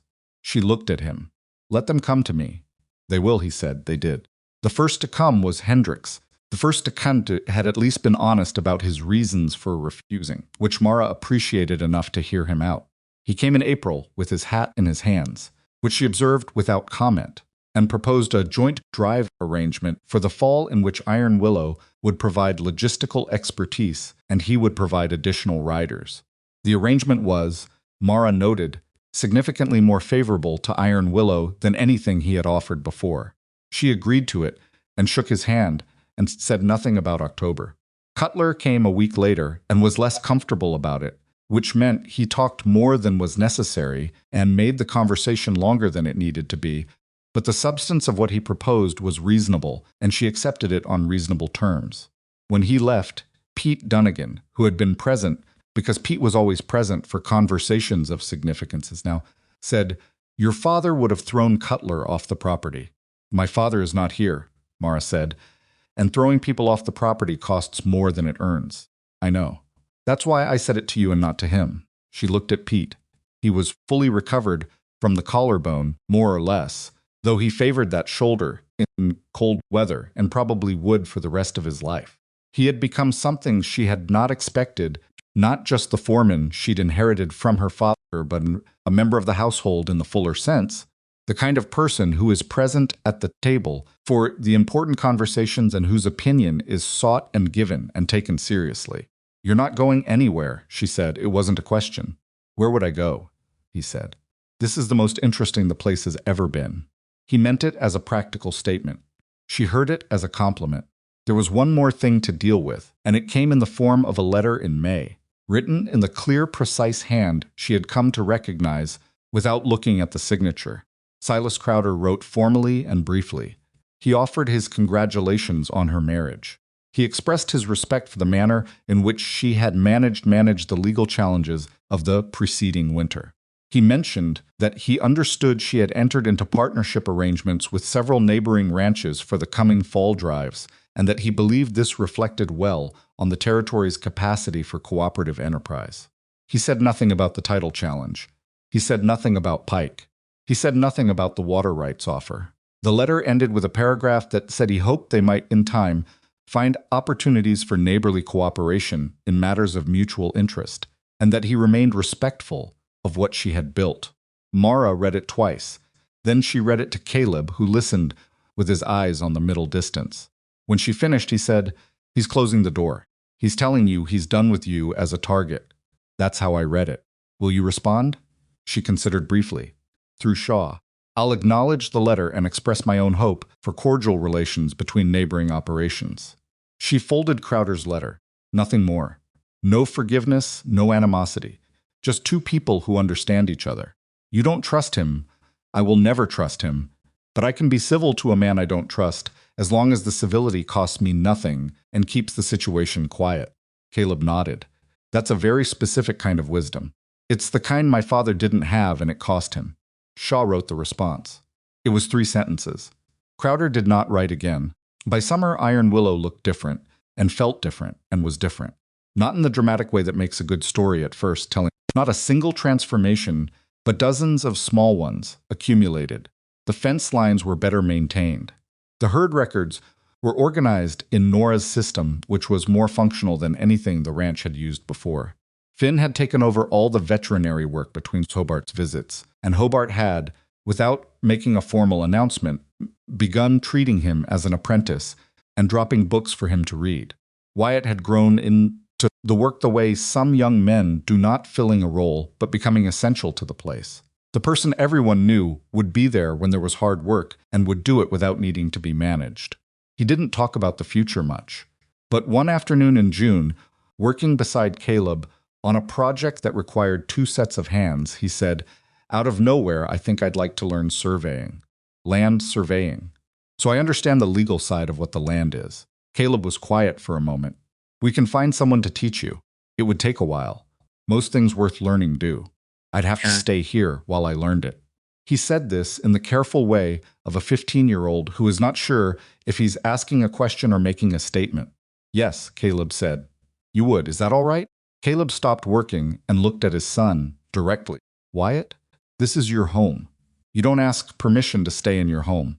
Wyatt nodded. He went back to work. But something in his shoulders had changed, and Caleb, who had been watching that particular kind of tension in his son for 2 years, recognized it releasing.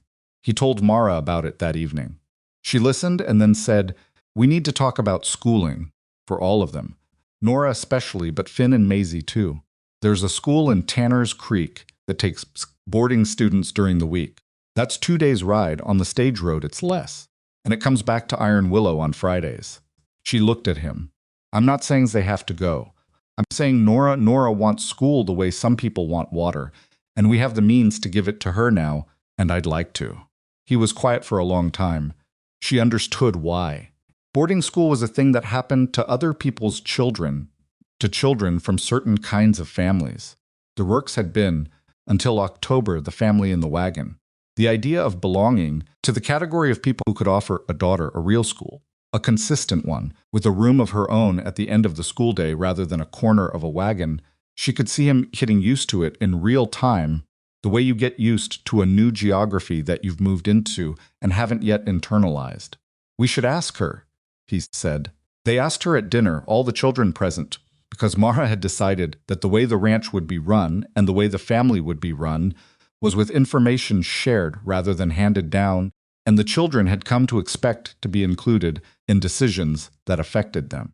Nora went very still when they explained the school option. She asked 3 precise questions: the curriculum, the arrangement for coming home on weekends, and whether she could continue organizing the ranch records during her time home. Mara answered all 3. Then Nora said, "Yes, I want to go." And most of its windows were dark, and her voice was completely even, and her expression was composed, and her eyes were doing the thing they did when she was managing something large. And Mara, who had learned to read Nora the way she read the weather, understood that this was one of the most significant moments of the girl's life, offered and received with the kind of dignity that takes a person years to develop, and that Nora had developed in 13 years because she'd had to. Maisie said she wanted to go to school, too. "You'll go in 2 years, Mara said. "When you're 9. "Why 9? "Because that's when they take students." "What do I do until I'm 9? "Learn everything I can teach you," Mara said, which is a lot. Maisie accepted this as a satisfactory arrangement. The summer moved through its work. The south parcels, confirmed and secure, were expanded into the grazing rotation in ways that Caleb and Mara had spent the winter planning. And the plan worked the way good plans do, not perfectly, but mostly, and the failures were recoverable ones, the kind you learn from, rather than the kind that cost you everything. The partnership drives planned with Hendricks and Cutler took shape through the summer, and the logistics which Mara ran, with Wyatt doing the documentation and Caleb doing the operational planning, were cleaner than anything Iron Willow had run before. Other ranchers came. Not all of them hat in hand, some came on equal terms, which was better. A man named Voss, who ran a mid-sized operation to the east, came in August with a breeding proposal that Caleb thought had merit, and Mara thought needed modification, and they negotiated it over 2 conversations into something that worked for both sides. The negotiations was the first one in which Mara and Caleb sat on the same side of the table in front of another rancher as a unit, without discussing whether to present that way. They simply did, because it was what they were. Voss shook both their hands at the end. In September, 1 year after Caleb had Mara stood on the porch at the end of a long day and looked at the yard. Wyatt was working with 2 of the senior hands on the fall equipment check, moving through the process with the authority of someone who has been trusted enough times that he has started trusting himself. Nora was home for the weekend from Tanner's Creek, sitting at the kitchen table through the window, writing something, a letter, a school assignment, or, more likely, her own analysis of something that had interested her, because Nora's mind did not stop when there was nothing requiring it. Finn was in the barn, and she could hear him talking to one of the animals in the low, explanatory voice he used when he was working through a problem, narrating for the animal's benefit, or possibly his own. Maisie was somewhere she shouldn't be, which was Maisie's natural state. Pete Dunnigan came out of the barn with the expression of someone who has seen something that sassified him and was going to tell her about it. "The 2-year-olds look good," he said. "Better than last year." "The breeding changes," she said. "Caleb's changes." "Our changes," she said. Pete accepted this with a nod that meant he'd noticed the shift and approved of it. He leaned against the porch rail beside her and looked at the yard. "Your father would have opinions," he said, "about all of this." He would. Most of them would be wrong. Some of them would be right. "Sure," Pete said. "But the ones that were right you've already figured out yourself. And the ones that were wrong, you figured those out too." She looked at him. "That's the kindest thing you've ever said to me. Don't tell anyone. I have a reputation." She didn't smile at that, because he was watching for it, and she had learned to deny Pete the satisfaction of easy reactions. Most of its windows were dark. Caleb came up from the south quarter as the light went long and gold across the yard, the fall light that this country did better than anywhere else, the kind that made everything look like it was being remembered rather than happening. He was dirty from a day of real work, and he was tired in the body-tired way, not the face-tired way. And he came up on the porch and stood beside her and looked at the yard the way she had been looking at it. "Good day," he said. "Good day," she agreed. They stood there while the light moved and the yard settled into its evening business, and the ranch made its end-of-day sounds, which were the sounds of things going right, animals fed and settled. Work finished, people where they were supposed to be. She thought about the night she had sat with the ledger books and the lamp, and the understanding that she was inheriting something full of problems she hadn't known about and couldn't fix alone. She thought about what she had thought that night, which was that the ranch would survive or it wouldn't, and she would do everything she could to make it survive, and maybe that would be enough, and maybe it wouldn't. She had been right about the determination. She had been wrong about the alone part, not wrong to want to be capable alone that mattered, still mattered, would always matter. You had to be able to stand in your own boots before you could stand beside someone else. But capable alone and choosing to do it alone were not the same thing, and she had confused them for long enough that she'd almost made the confusion permanent. What she had actually needed was not to figure out how to need nobody. What she had needed was to recognize the right people when they appeared. They had appeared looking like complications. A man who couldn't leave his children. 4 kids who needed a place to belong. A situation that made every practical argument point towards saying no. She had said yes anyway, not because she knew how it would turn out, but because something in her, the part that had watched him, read sick cattle from 40 feet, the part that had heard Maisie say the big worm had understood, at the level below argument, that some gates are worth opening, even when you can't see clearly what's on your side. She had been right, not in the perfect story way where everything worked out because the decision was correct. In the human way, where the decision was partly practical and partly desperate and partly something she didn't have a clean name for, and the outcome was imperfect and full of hard work and irreversible in all the best ways. "What are you thinking about?" Caleb asked. "The gate," she said. He glanced at her. "Which one?" "The front gate. When you were standing there. What about it?" "I almost sent you away, I know." "You knew?" "You stood there for a long time before you opened it," he said. "I could see you thinking about it." She looked at him. "What would you have done?" "If I'd said no?" He thought about it genuinely, which was what she'd expected. Caleb didn't answer hypotheticals quickly. "Gone to the next place." "Tried again," he paused. "But I think I knew this was the one. Even standing at the gate. Something about the way you looked at me, not like you were afraid of me or sorry for us." Like you were doing an actual calculation. I was. I know. That's why I stayed at the gate instead of turning around. He looked back at the yard. A woman who calculates is a woman who might calculate, yes. She was quiet for a moment. Is that why you came to my gate specifically? You'd heard I was calculating?